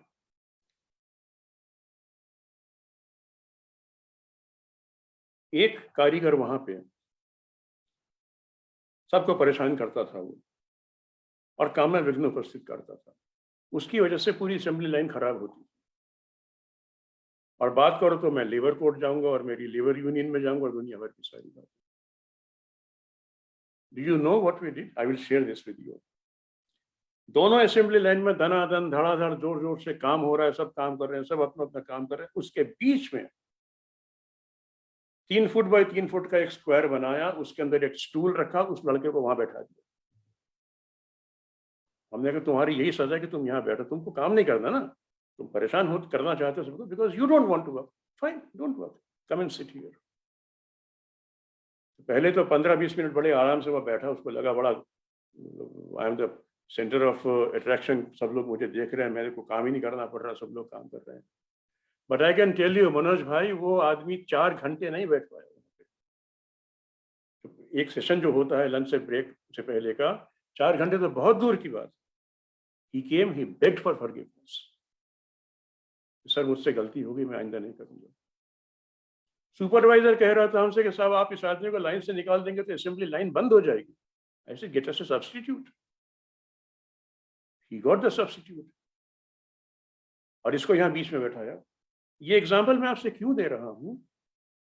क्योंकि मानव कर्म के बिना रह नहीं सकता। मैं बहुत सी डिस्कशंस होते हैं, ग्रुप्स होते हैं, उनमें मैं लोगों से पूछता हूँ कि आप में से छुट्टी किसको पसंद है संडे को? सब कहते हैं सब हमको संडे अच्छा लगता है। वीकेंड बोले वो और भी अच्छा लगता है। 5 डेज काम करना है या 6 डेज काम करना है, लोग कहते हैं 5 डेज काम करना है। फिर मैं उनसे कहता हूँ अच्छा ठीक है, मैं आपको 20 दिन की छुट्टी दूंगा, पेड लीव दूंगा, मंजूर है? कहते हैं हाँ साहब मंजूर है। मैंने कहा उस 20 दिन को 30 दिन कर दीजिए, मंजूर है? बोले हाँ साहब मंजूर है। मैंने कहा शर्त एक है, आपको मैं फुल सैलरी, सारे पर्क्स जो कुछ आपको चाहिए वो मिलेंगे, शर्त केवल एक है, आप अपने कमरे से बाहर नहीं निकलेंगे, वहां पे टीवी नहीं होगा, वहां पे मोबाइल नहीं होगा, वहां कोई किताब नहीं होगी, वहां कंप्यूटर नहीं होगा। छुट्टी चाहिए? एक आदमी आज तक नहीं मिला जिसने कहा कि हाँ छुट्टी चाहिए। क्यों? हम वही मानव हैं जिनको वीकेंड तो चाहिए, किंतु हर 10 मिनट बाद कहते हैं हम बोर हो गए, हमें कुछ करना है। ये एक गहरा सूत्र है मानव चेतना से जुड़ा हुआ। The human being can not stay without work. तो भाई बात यह है कि if you can not stay without work, so convert that work into the work of yoga. उसी कर्म को जिसको करने के लिए आप बाध्य हैं, उसी को आप आनंद पूर्वक करिए और उसको आप बना दीजिए अपने चेतना के उद्गम का माध्यम। It becomes the works of yoga, जिसको हम कर्म योग कहते हैं। अब कर्मयोग से चेतना का क्या संबंध है वो समझने की बात है। आप जब काम कर रहे हैं अपने कर्मों को, आप जब योग हम जब मान के कर्म करते हैं, तो ये एक मान के कर रहे हैं कि हम इसे कर रहे हैं as a duty towards the divine. जितने भी लोग श्री अरविंद सोसाइटी से जुड़े हुए हैं, किसी भी पदभार पर हैं, देखिए यहाँ पर पद इंपॉर्टेंट नहीं है, मैं और जगह की तो बात नहीं करता, किंतु मैं एक मिनट, मेरी स्क्रीन बंद हो गई। हाँ, सोसाइटी का जो वातावरण है उसके अंदर मैं अच्छे से इस बात को जानता हूँ, हम सब इस बात को स्वीकार करते हैं, श्री अरविंद सोसाइटी में पद महत्वपूर्ण नहीं है, पद का कर्म महत्वपूर्ण है। आपकी कितनी काबिलियत है उसके हिसाब से आपको जिम्मेदारी दी गई है, आप उस जिम्मेदारी को निभाइए। पद महत्वपूर्ण नहीं है कि मैं फला का चेयरमैन हूँ और ठिकाने का चेयरमैन हूँ और यहाँ का सेक्रेटरी करवा, बिल्कुल नहीं। और ये बोध अगर किसी के भीतर अगर आ भी जाए तो एक भूल है, नहीं होना चाहिए। मैं सक्षम हूँ, मुझे काम दिया गया है, मैं इस काम को कर रहा हूँ, मेरे लिए वो work becomes more important, your duty becomes more important, your responsibilities become more important, your deliverables become more important. किंतु उसके साथ ये भी है कि केवल रिजल्ट पर निगाह रख के हम काम करेंगे, वो नहीं। मुझे याद पड़ता है कि जब सेंटेनरी एडिशन निकला था श्री अरविंद का, SAVCL जिसे हम कहते हैं, तो प्रेस वालों ने दिन रात खूब काम किया था। और उसके बाद उस इंडस्ट्री को निकलने के बाद में, ये मैंने सुना है, मैं तो वहाँ नहीं था, I was told this that people started giving orders to the ashram press and बात ये थी कि अधिक काम करेंगे तो अधिक प्रेस की आमदनी होगी। Mother said no, don't do this, this is not our purpose. Purpose अगर पैसा कमाना हो जाएगा तो हमारा योग का उद्देश्य बदल जाएगा। पैसा इंपॉर्टेंट है किंतु उद्देश्य नहीं है। उद्देश्य क्या होना चाहिए? हमारा उद्देश्य होना चाहिए कि हम वो कर्म कर रहे हैं, 24 घंटे सतत हम उस कर्म में डूबे हुए हैं। मैं वो कर्म कर रहा हूं जो मैं ईश्वर के लिए कर रहा हूं, ईश्वरीय प्रेरणा द्वारा हो रहा है, ईश्वर के लिए हो रहा है और ईश्वर को समर्पित कर्म हो रहा है। वो मेरी ड्यूटी हो सकती है, वो मेरी नौकरी हो सकती है, वो मेरा व्यापार हो सकता है, जो कुछ भी। और मैं ये मानकर चलता हूं कि मैं अगर उसको कुछ देता हूं तो ऊपर वाला जो ईश्वर जो है वो उधार नहीं रखता। He will give it back to you, and he gives it back to you by what? By bringing a change in the consciousness. आपकी सोच में फर्क पड़ना शुरू हो जाता है, आपके विचार में फर्क आरंभ शुरू हो जाता है, आपकी दृष्टि में एक अंतर आना शुरू हो जाता है। The way you start seeing things in the life, they become different. आप जब तक समझते हैं कि ये प्रॉब्लम मेरी है और इस प्रॉब्लम का समाधान मेरे हाथों से होगा, तब तक बात एक और होती है। जब आप कहते हैं कि ये प्रॉब्लम तो मुझे भेजी गई है, श्री अरविंद जो कहते हैं प्रॉब्लम को कैसे माना गया? Problem is the hammer of God. हम तो वो टेढ़े मेढ़े अनघड़ बर्तन हैं जिसके अंदर बहुत सारे डूचे डाचे गड्ढे भरे हुए हैं, और उस पर्सनैलिटी के अंदर से, उस गड्ढे में से वो जो एक डेंट पड़ा हुआ, उस डेंट को निकालने के लिए भीतर से वो ठठेरा जब मारता है, नॉक करता है, पत्थर हथौड़ी चलाता है, that is the hammer of God. And each problem is a hammer of God, because वो प्रॉब्लम जब आती है हमारे भीतर से कोई एक ऐसा हमारी कमी जो है वो दूर करके जाती है, और वो कमी दूर हुई है कि नहीं हुई उसका प्रमाण क्या है? आप और हम देखें अपने जीवन के अंदर, व्यक्तिगत जीवन में, सामाजिक जीवन में, पारिवारिक जीवन में, जहां भी देखें, no problem comes back to you in the same intensity in life ever. अगर वो आती है तो ज्यादा बड़ी इंटेंसिटी से आती है। अरे 10th का एग्जाम पास कर लिया तो 10th का क्वेश्चन पेपर तो नहीं आएगा ना, 11th का आएगा, 12th का आएगा, वगैरह वगैरह। सो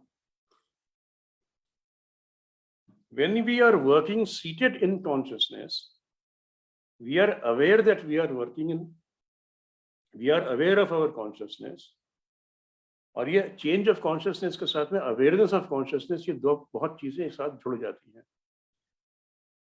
श्रीनिवास जी ने इस बात को चर्चा करी थी, becoming aware of our own consciousness. How do you become aware of our own consciousness? आप में से जितने हैं, मैं सबसे एक प्रश्न पूछता हूँ, आपके घर में जितनी सीढ़ियां हैं, क्या आपको याद है? आप किसी नए ऑफिस में जाते हैं, आप चढ़ के जाते हैं, कभी हमने गिना, हमको याद रहता है कि हाँ मैं सीढ़ी चढ़ रहा हूँ, मैंने 15 सीढ़ी चढ़ी? नहीं। परसों क्या खाया था वो याद नहीं रहता। ये किस लिए होता है? Because we are not aware of our own consciousness.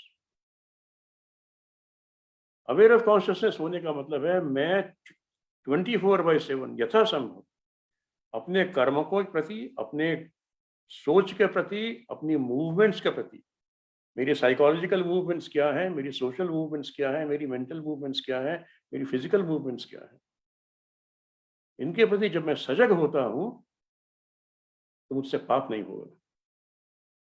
As Srinivas ji said कि वो बच्चों से जब कहते हैं कि आपको करना है तो स्पिरिचुअलिटी का पहला एक नियम, कॉन्शियसली गलती मत करो। दिस अप्लाइज टू अस, उसमें उम्र की कोई बात ही नहीं है, it applies across the spectrum.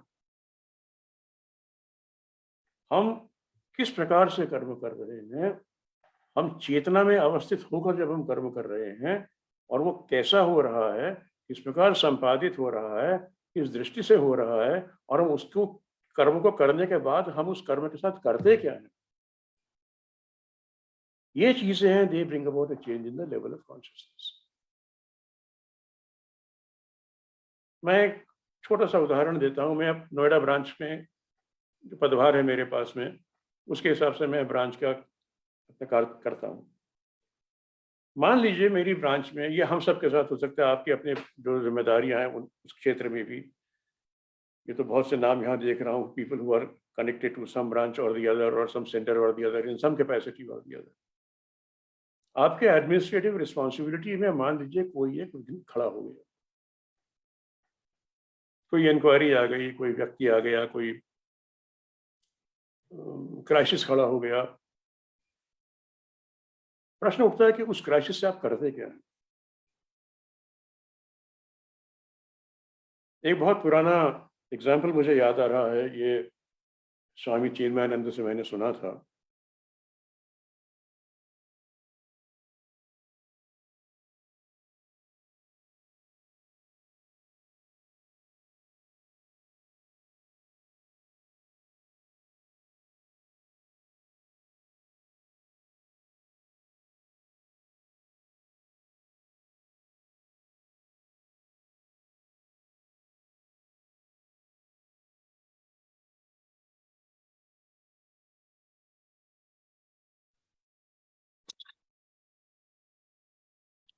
There have been power outages in Noida during the day. Arunda had also told me about this at the beginning of the program. So let us just bear for a couple of minutes. Hopefully his power backup will bring him back online.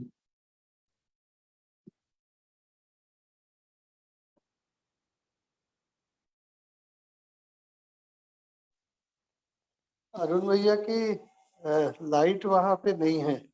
Srinivas जी आप थोड़ा सा take up करेंगे तब तक, फिर अरुण भैया हाँ, one minute, light आ जाए तो।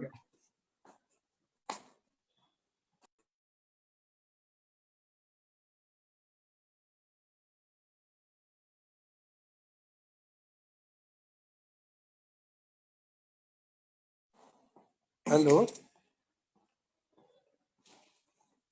श्रीनिवास जी,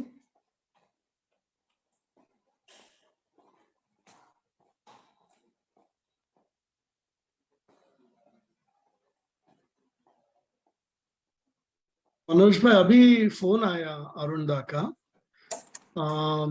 There is a failure of the backup actually. So he may not be able to come back online is what he has shared with me. आपकी आवाज नहीं आ रही भैया साहब। मेरी आवाज सुनाई दे रही है मनोज भाई? आवाज आ रही है, आवाज आ रही है। तो अभी अरुणदा का फोन आया है, उनका बैकअप जो था वो फेल हुआ है, मतलब वो एग्जॉस्ट हो गया है, क्योंकि सुबह काफी घंटों से वो बैकअप पे चल रहा था। तो ये सिचुएशन है मनोज भाई।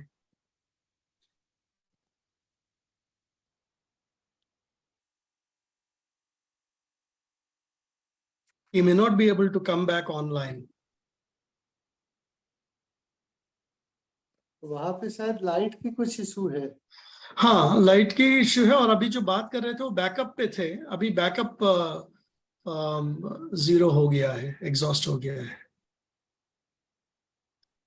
तो वो जिस बात की चर्चा कर रहे थे कि किस तरीके से जो हम लोग सचेतन रूप से यदि कार्य करते हैं, जो भी हमारा जहाँ पे भी कार्यस्थल होता है या हम अपने घर में काम करते हैं, तो कहने का आशय ये था कि सचेतन रूप से किया गया छोटा सा कर्म भी जो है वो दिव्य कर्म बन जाता है और वो साधना में हमारे को सहायक हो सकता है। और जैसे उन्होंने सीढ़ियों का उदाहरण दिया कि हम लोग वास्तव में कुछ काम, क्या अधिकांश काम सिर्फ करने के लिए करते जाते हैं, लेकिन वो एक चेतना के उन्नयन का एक उत्कृष्ट साधन हो सकता है। जैसे भैया ने सीढ़ियों के उदाहरण का काम दिया, कोई सा भी जो कर्म होता है वो कर्म अपने आप में उसका फल तो लिए होता है, और वो जरूरी नहीं कि वो फल जो है वो केवल आर्थिक प्रतिसाद के रूप में मिलने वाला फल हो, या हमारे को जो लोक जीवन में किसी तरह की जो प्रसिद्धि मिलती है या जो लोकाचार में सम्मान दिया जाता है उससे मिलने वाला फल हो। इन सारे फलों से बढ़कर जो एक फल जो माँ श्री अरविंद बताते हैं वो है कि उसके कारण से हमारी चेतना की जो स्तर है उसमें उन्नयन कैसे हो। तो वो चेतना के स्तर का जो उन्नयन होता है वो वास्तविक प्रतिफल है जो हर कर्म अपने आप से लिए रहता है। तो यहाँ हम लोग देख सकते हैं कि पाप और पुण्य की जो व्याख्या की गई है वो वास्तव में इसी से जुड़ी हुई है। ऐसा कोई भी कर्म जो दूसरे व्यक्ति को अकारण ही बगैर किसी उसके दुख पहुंचाता है, वो सारा का सारा कार्य जो है, वो सारा का सारा काम है, वो करने योग्य नहीं है। वो सारे कर्म जिनके माध्यम से हमारी आंतरिक चेतना जो है वो विकसित होती है, वे सब करने योग्य कार्य हैं, वे सब पुण्य कार्य हैं। और वे सारे कर्म जिनके माध्यम से करने से हमारी चेतना नीचे की ओर गिरती है, वे सब पाप कर्म हैं, उन सब का निषेध होना चाहिए। तो दो ही चीजें हैं जिनका हमको ध्यान रखना है, क्योंकि शास्त्रों में पाप और पुण्य की जो व्याख्या है, यहाँ मैं एक चीज जरूर आपके सामने रखना चाहूंगा कि पाप और पुण्य के साथ साथ जो धर्म और अध्यात्म का जो मूल अंतर है, धर्म किसी एक व्यक्ति के द्वारा किया गया अनुभव, एक किसी पैगंबर, एक किसी महर्षि, एक किसी अवतार के द्वारा किया गया अनुभव है, जिसे शास्त्रों में लिख दिया गया और हम लोग उस अनुभव को अपने जीवन में उतारने की कोशिश करते हैं। अध्यात्म हमारा स्वयं का अनुभव है, हमारी स्वयं की यात्रा है, और वो यात्रा में चलने के लिए सबसे अच्छा तरीका, खासकर हम जैसे लोग जो गृहस्थी में है, समाज जीवन में है, कर्म सबसे अच्छा उसका एक माध्यम हो सकता है। योग के और भी पथ है, श्री अरविंद के पथ में तो योग के तीनों पथ साथ में चलते हैं। तो वो एक बहुत अच्छा तरीका हो सकता है कि कैसे कर्म चेतना के विकास में सहायक हो सकता है। और बहुत सुखद है कि श्री अरुण भैया फिर से जुड़ गए हैं। बीच में कुछ व्यवधान हुआ था, तो मैंने अपनी सीमित समझ से उस चीज को थोड़ा सा आगे बढ़ाया है। अब भैया उसको टेकअप करेंगे फिर से। आइए। बहुत धन्यवाद मनोज भाई। आवाज आ रही है? जी भैया, आ रही है। ठीक है।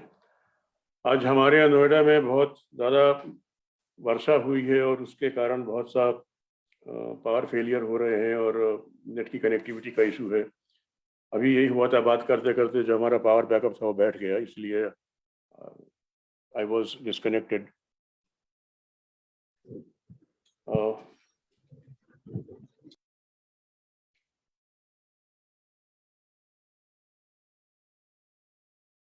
वो तार को जोड़ना बीच में चर्चा में एक बार व्यवधान आ जाता है तो बड़ा मुश्किल रहता है।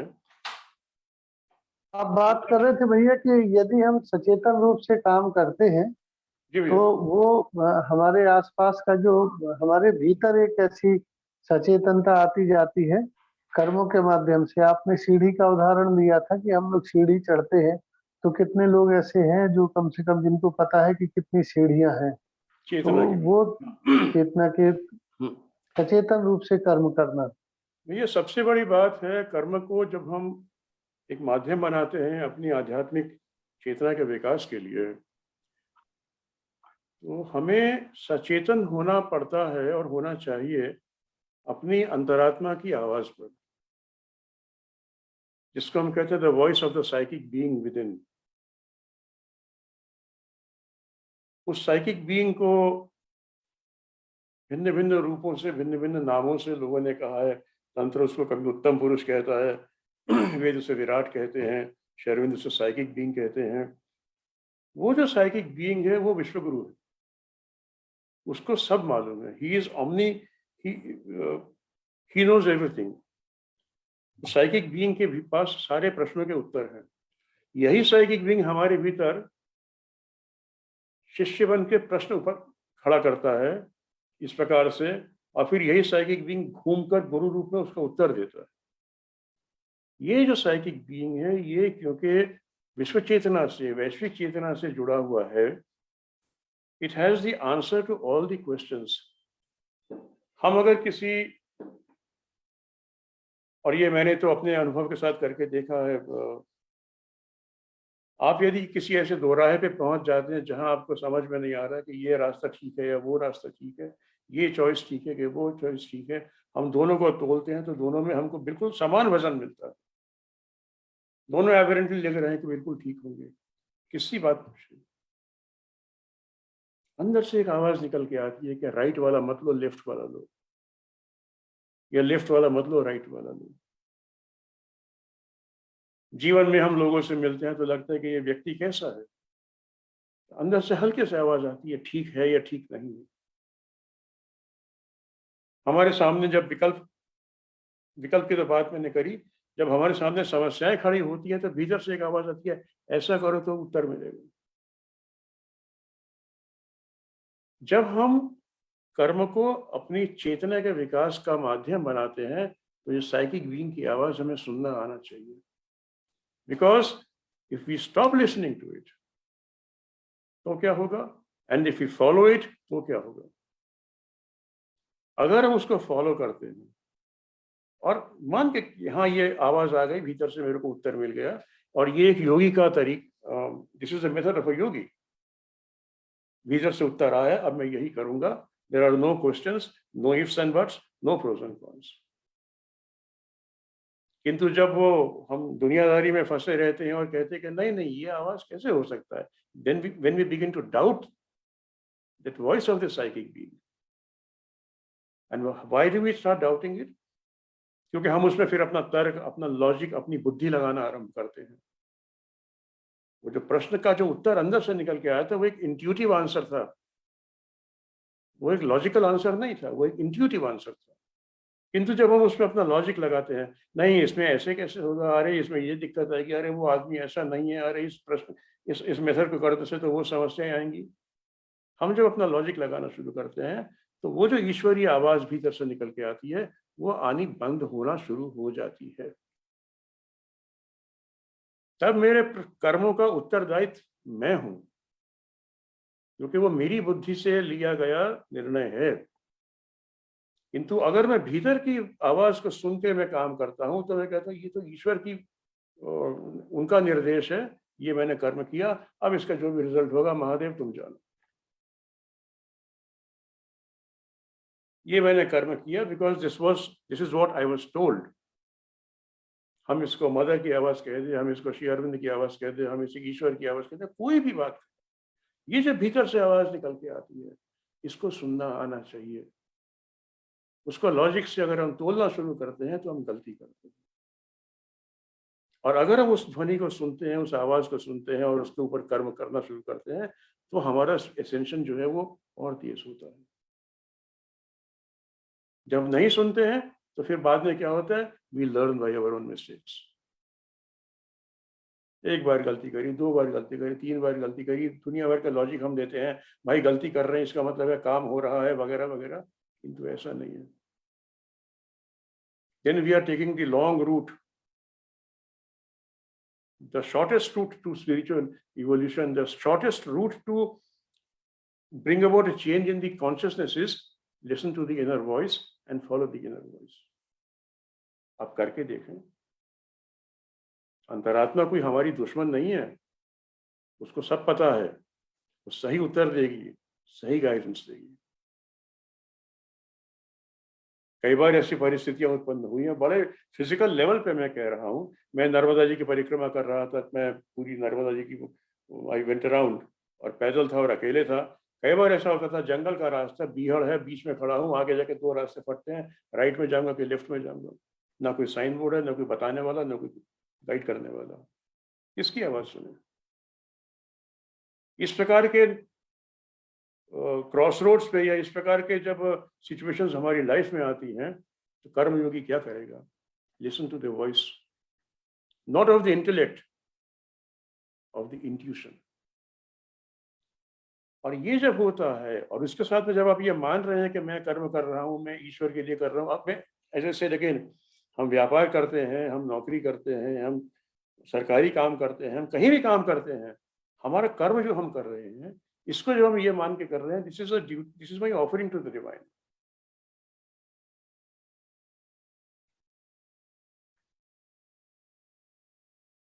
वो जब भाव रहता है देन यू आर अवेयर 24/7, मैं जो कर रहा हूं उसमें भूल नहीं होनी चाहिए। मैं जब आश्रम में था तो मुझे जिम्मेदारी दी गई थी आश्रम का पेट्रोल पंप संभालने की। पेट्रोल पंप उन दिनों बीच रोड पे हुआ करता था। जब मैं गया तो बड़ी खस्ता हालत देखी, जो उनका वो डिस्प्ले वगैरह था जहाँ पे वो मोबाइल ऑयल वगैरह रखा गया था, और जो भी ऑफिस था वहाँ का बहुत बुरी हालत में था।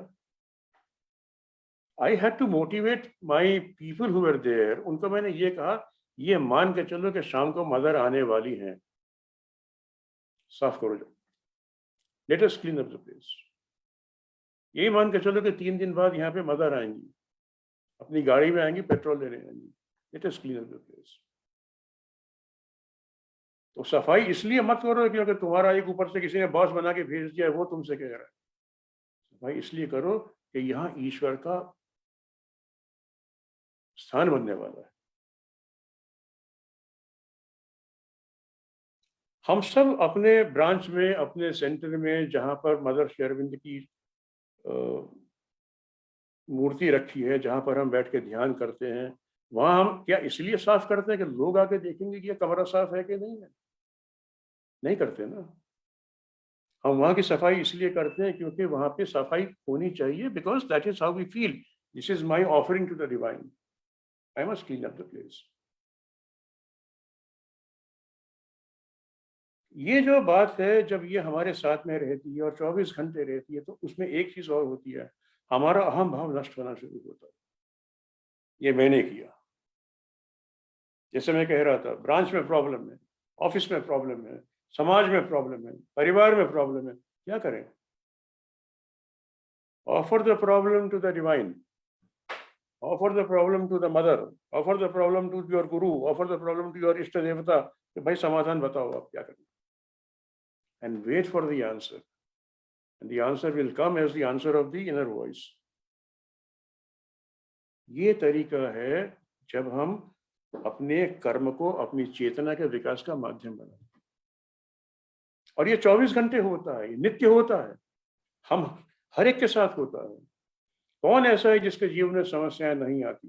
कौन सा दिन ऐसा निकलता है हमारे जीवन का जब हमारे सामने कोई समस्या नहीं आती?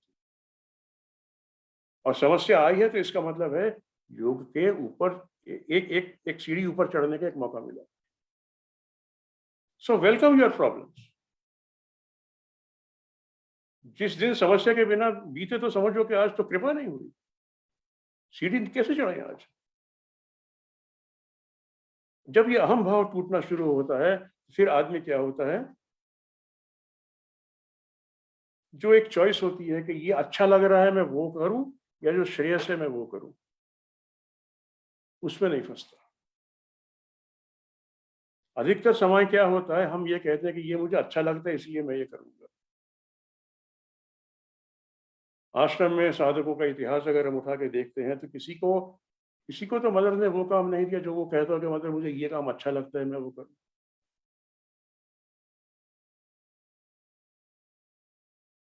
ये जो चॉइस है बिटवीन श्रेयस एंड प्रेयस, श्रेयस है जो अच्छा है, जो श्रेयस है करना चाहिए, प्रेयस है जो मुझे पसंद है कि मैं करूं, ये जो द्वंद्व है, ये द्वंद्व समाप्त होना शुरू हो जाता है। Then you don't say I don't want to do this work because I don't like it. There is no question of liking or disliking. Any work that is coming your way is my offering to the divine.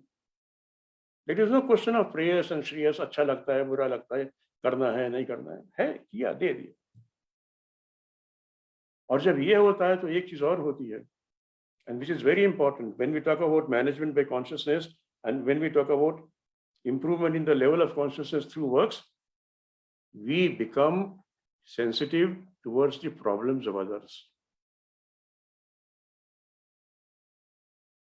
मैं उसके अंदर भी वही ईश्वर का दर्शन करता हूं जो मैं भीतर करता हूं। मेरे भीतर जिस ईश्वर का दर्शन मैं कर रहा हूं, उस ईश्वर का दर्शन जब मुझे दूसरे में होने लगता है, because there is a change in the level of consciousness, I can feel that, तब मैं ऐसा कुछ भी नहीं करूंगा जिससे कि उसको मैं नुकसान पहुंचाऊं या उसको दुख पहुंचाऊं या कष्ट पहुंचाऊं।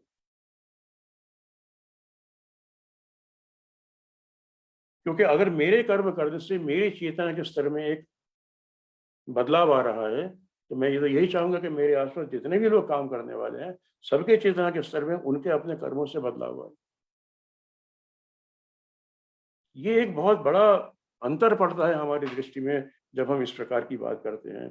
आई am sensitive not only towards myself, then I become sensitive towards others also, and then what happens, then by default you become a leader. A leader is one person whom people want. कौन खड़ा होगा निर्णय लेने के लिए, वो व्यक्ति समाज में आगे आ रहता है। और यदि आप ऐसे व्यक्ति हैं जो आप सबका हित देख रहे हैं, क्योंकि आप सबके भीतर उस ईश्वर को देख रहे हैं, आपको लोग, you become a leader by default, and then you start taking better decisions. क्योंकि तब आपकी प्रज्ञा में, जो चेतना में जो विकास आ रहा है, जो बदलाव आ रहे हैं, आप उसको महसूस करें या ना करें, तब आपकी सोच जो है इतनी नहीं रहेगी, आपकी सोच भी इतनी बड़ी होगी। तब आप 1 घंटे के प्रोग्राम की बात नहीं करेंगे, आप 5 साल के प्रोग्राम की बात करेंगे। आप ये नहीं सोचेंगे कि मैं इतना सा काम करूं, दिमाग में ही नहीं आएगा आपको। क्योंकि वो हाथ में जो था ना, वो चम्मच जो था, वो चम्मच कड़छी बन गया है, और वो कड़छी धीरे धीरे बहुत बड़ा बर्तन बन गया है। आपका मेजरमेंट का यूनिट बदलना शुरू हो जाता है, यानी you are not the same person. Try this and see for yourself. और हर प्रकार के एनवायरनमेंट में चेंज आना शुरू होता है, आपके नेचुरल एनवायरनमेंट में, and you also become aware of that. जैसे अभी एनवायरमेंटल चेंज की बात हो रही थी, जो श्रीनिवास जी कह रहे थे, you become aware of that कि नहीं, मैं ये काम करूंगा तो इससे एनवायरनमेंट खराब होगा, मुझे नहीं करना चाहिए। ये क्यों हो रहा है? Because you are conscious 24/7 about yourself, about your surroundings, about your people who are surrounding you. और ये कोई छोटी बात नहीं है। तब आपसे गलती नहीं होगी। गलती मतलब एरर हो सकता है, हमसे काम करते करते वी कैन मेक मिस्टेक्स। 4 और 4 गिनते में हम 7.5 गिन सकते हैं, वो हो सकता है, मगर वो जानबूझ कर नहीं। Then you become aware of your environment, you become aware of your people who are around you, you become aware of the natural environment, about psychological environment, about social environment, about corporate environment, about family environment, you name it. इसको हम कहते हैं प्रज्ञा का विकास। लोग क्यों कहते हैं बहुत बड़े संत हैं, उनको तो सब कुछ पता होता है, क्यों? वो यहाँ बैठे बैठे बता देते हैं कि वहां क्या हो रहा है। ये क्यों हो रहा है? दिस इज प्रज्ञा का विकास। जिस दिन आपको ये लगने लग जाए कि आपके एनवायरनमेंट के अंदर कोई ऐसा आदमी आया है जो प्लस है या माइनस है, उसको मिले बिना, उसको देखे बिना, आपकी बिल्डिंग में अगर कोई एंटर कर रहा है और आप कह रहे हैं कि कुछ हो रहा है, प्रज्ञा का विकास हुआ। जिस दिन घर का मेंबर घर के अंदर आ रहा है और आप कहते हैं कि कुछ करके आया है, क्या अच्छा है या बुरा है, प्लस माइनस, प्रज्ञा का विकास हुआ। जिस दिन आपके मित्र के ऊपर कोई संकट आया और आपको यहीं बैठे मालूम पड़ा समथिंग हैज हैपेंड, प्रज्ञा का विकास हुआ। ये योग है। अगर यहां तक हम नहीं, और ये फाउंडेशन है, ये तो ऊपर की बात भी नहीं है। These are the very basic rudimentary fundamental things which will changes that will come, but these are indicators. और जिस दिन आपके सामने बड़ी से बड़ी समस्या आ जाए और आप हंसते रहें कि आज तो कुछ अच्छा हो रहा है, प्रज्ञा का विकास। And all this changes come when you take karma as your yoga. मेरा कर्म मेरा योग है, मेरा कर्म मेरी साधना है, मैं जो कुछ भी कर रहा हूं इट इज एन ऑफरिंग। जो कृष्ण कहते हैं कि कर्मण्यवाधिकारस्ते, कर्म पर तेरा अधिकार है, अरे भाई है, करूंगा क्योंकि उस पर मेरा अधिकार है, पर फल की चाहत है, अधिकार नहीं है। तो मैं उस फिलॉसफी में आज तो जा नहीं रहा, because that becomes a different subject. What I am trying to say is when we work and offer our work to the divine and say okay, दे दिया तुमको, अब जो करना है तुम करो, जानो महाराज। The change in the consciousness comes drop by drop, but it comes. फिर एक समय आएगा जब हम पीछे मुड़ कर देखते हैं कुछ वर्षों के बाद में, अरे मैं क्या था और मैं क्या हो गया। मनोज भाई, मेरे को लगता है कि I have taken up my time और मैं अपनी वार्ता को यहीं समाप्त करना चाहूंगा। अंत में केवल ये कहकर कि जितनी भी पद्धतियां हैं योग की, चाहे वो मंत्र शास्त्र है, मंत्र योग है, चाहे वो भक्ति योग है, या वो ज्ञान योग है, या जितने योग हैं, श्री अरविंद ने सबका समन्वय तो किया है, किंतु उसमें प्रधानता जो है वो कर्मयोग की रही है। मैं किसी योग की पद्धति को न्यून या नगण्य करने वाली बात नहीं कह रहा हूँ, किंतु मेरा ये कहना है ज्ञान के साथ में रहकर, भक्ति के साथ में रहकर जब हम कर्म करते हैं, then it becomes a super powered engine, a turbo engine to bring about a change in the level of consciousness. आप सबसे मेरा निवेदन है कि करके देखें. With these words, thank you so much. Big smile on Srinivasa's face. If there are any questions, I'll take them. Otherwise, we'll proceed.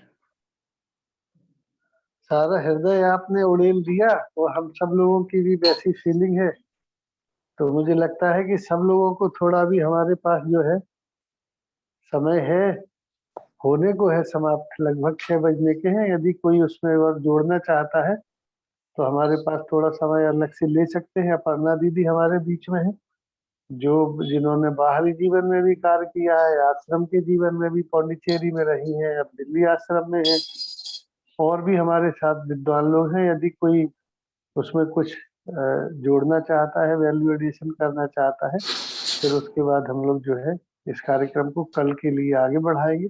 कल दूसरा दिवस होगा जिसमें हम फिर इन्हीं लोगों को, और आप में से भी कोई यदि इसमें अपने विमर्श में भाग लेना चाहता है तो जरूर हम लोग उसको सुनना चाहेंगे। सो आप में से कोई यदि इसमें कुछ बोलना चाहता है, जोड़ना चाहता है, या कोई प्रश्न हो भैया से, तो जरूर उसके बारे में बताएं।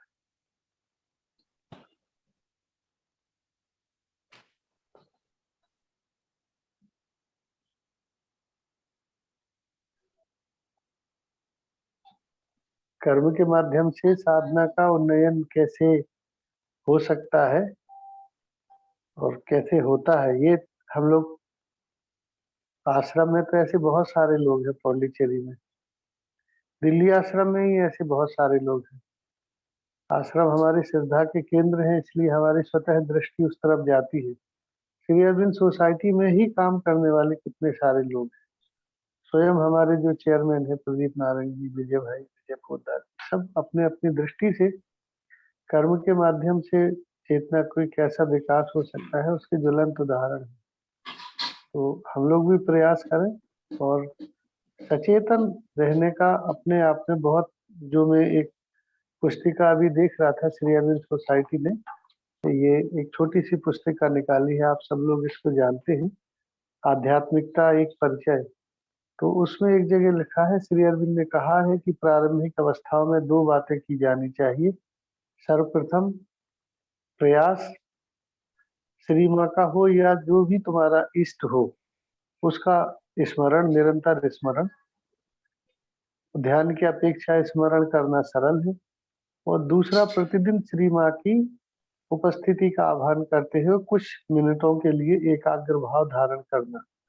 इन 2 से यदि हम शुरू करते हैं तो वो जो इनर कॉल की बात भैया बता रहे थे, वो धीरे धीरे विकसित होने लगता है। बाकी सब चीजें उसके साधन के रूप में, वास्तव में जो हमें दिया गया है जीवन में, उस चेतना की विकास की यात्रा में साधन के रूप में दिया गया है। जैसे हम कहीं जाते हैं, कोई वीडियो बस मिलती है, वीडियो कोच, कभी कार मिलती है, कभी फ्लाइट मिलती है, लक्ष्य वो यात्रा करने का होता है। अच्छी वीडियो कोच बस है तो ऐसा नहीं कि हम देहरादून की जगह आगे निकल जाएंगे, उतरेंगे ही नहीं वहां पे। तो साधनों में तो साधनों का अपना महत्व है, पर असली बात यह है कि वो साधन दिए किस काम के लिए गए हैं। बस इतना मैं अपनी तरफ से जोड़ना चाहता हूँ। और यदि कोई और इसमें बोलने वाला नहीं है तो फिर आज के कार्यक्रम को विराम दिया जाए। अपर्णा जी, आप कुछ बोलना चाहती दीदी?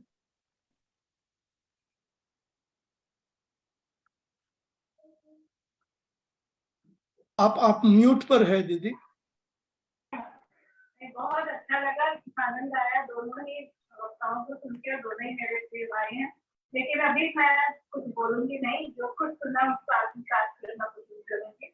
बहुत बहुत धन्यवाद। धन्यवाद दीदी। तो इसके साथ में विजय सक्सेना साहब हैं, उन्होंने लिखा है कर्म के ऊपर, बहुत अच्छा व्याख्यान है और इसको लाभ सबको मिला है। आज के इस कार्यक्रम को हम यहाँ विराम देते हैं। कल हम लोग ठीक 4 बजे फिर से उपस्थित होंगे और इसी विषय के ऊपर हम लोग जो है श्रीनिवास जी को सुनेंगे। और आप सबसे भी मेरी प्रार्थना है कि अपने घरों में, परिवारों में, परिचितों में जो यंगस्टर थे, कल रविवार होगा तो अपेक्षाकृत शायद ज़्यादा युवा लोग फ्री होंगे, तो उसमें इस लिंक को शेयर कीजिए। आप लोग भी आइए और हम लोग एक नए परिप्रेक्ष्य में इन्हीं विषयों के ऊपर फिर से चर्चा करेंगे। तो आप सबके भी फीडबैक इसमें मिलेंगे, क्योंकि हम लोगों ने इस सारी जो श्रृंखला रखी है, तो ये कोई ज्ञान लुटाने और ज्ञान पाने का उपक्रम नहीं है। इसका नाम ही अध्यात्म के संवाद रखा है। तो संवाद कभी एक तरफा नहीं होता, एक विमर्श है। सामान्य विमर्श को यदि हम आध्यात्मिकता के विषय के ऊपर करते हैं तो उसको संवाद, आध्यात्मिक संवाद कह दिया, इसीलिए इतना सरल विषय रखा है। तो हम लोग को कोई ये गलतफहमी नहीं है। कम से कम हमारे साथ आज जो 2 विद्वान वक्ता है, उनके विषय में तो कह सकते हैं कि उनको भी ये गलतफहमी नहीं है कि हम ये लोग सब कुछ जानते हैं। लेकिन ये है कि हम लोग भी जब बच्चों के बीच में जाते हैं, फ्रेंड श्रीनिवास जी, अरुण जी का तो और भी अनुभव ज्यादा है। जब जब हम लोग युवा शिविर में जाते हैं, मैं सच कहता हूँ, हम कुछ सीख के ही आते हैं। हमें हर बार वो कुछ न कुछ ऐसा सिखाते हैं जो हमको लगता है कि हम अभी कितना सीखना बाकी। तो ये एक संवाद की परंपरा जिसको सत्संग कहते हैं, सत्संग में कभी ऐसा नहीं होता कि एक ही व्यक्ति बोले। तो ऐसे वातावरण में माँ की गोद में बैठ के हमने ये कोरोना काल में जो प्रयास शुरू किया, आज आने वाले अगस्त तक तो ये चलेगा ही। इसका यही फायदा है कि हम लोग जीवन की आपाधापी में कुछ समय निकाल के भगवान का स्मरण करके कुछ ऐसे बिंदुओं पर बात करें जहाँ जिसके बारे में हम नहीं सामान्यतः कर पाते, पर यहाँ हमारे पास समय है। जो हमारा उद्देश्य है जीवन का, उसके लिए कुछ आगे बढ़ सके। इन्हीं शुभकामनाओं के साथ मैं आप सबसे निवेदन करूंगा कि कल फिर हम लोग एकत्रित होंगे। मोनिका जी से निवेदन है कि वो श्री माँ के प्रति कृतज्ञता ज्ञापन के लिए श्री मात्र संगीत चलाएंगे, फिर हम लोग आज के कार्यक्रम को विराम देंगे। धन्यवाद जी सर।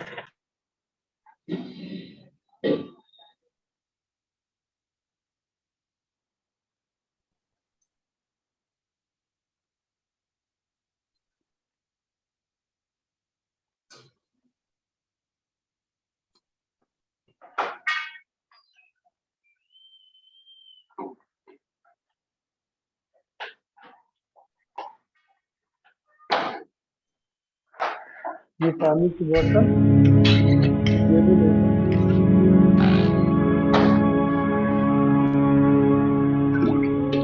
दोनों को मिला के एक कर दो, ये भी रख दो। दोनों मिला के एक कर दो। वो वाला यहाँ रख दो, प्लास्टिक वाला स्टील अंदर रख दो।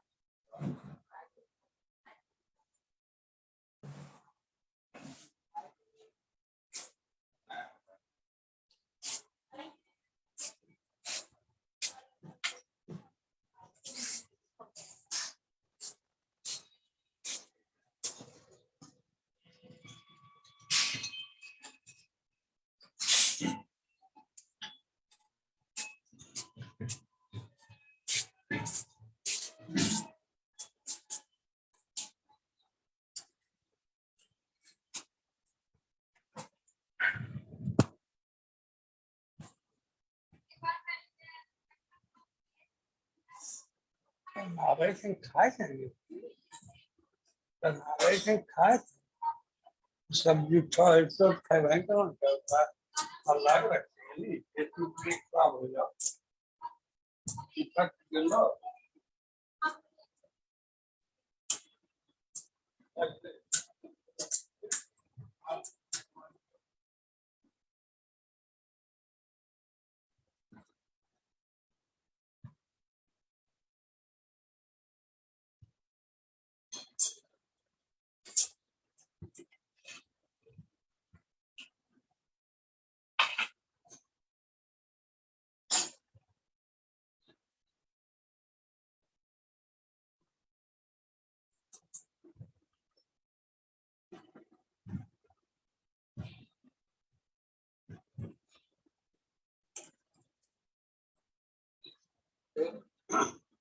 इसमें 7 बजे वाला हो सकेगा आज लगा के देखना जितना देर होगा।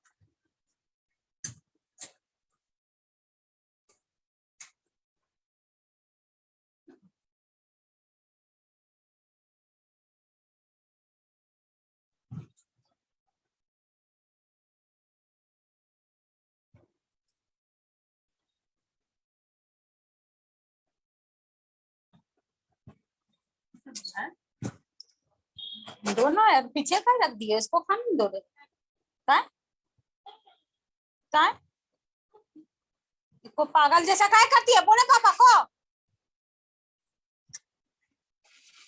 काय ना खाने दे रही है इसको ना तो दो ना आगे भी रखो ना आगे रखें या पीछे रखें कैसे ही खाएगा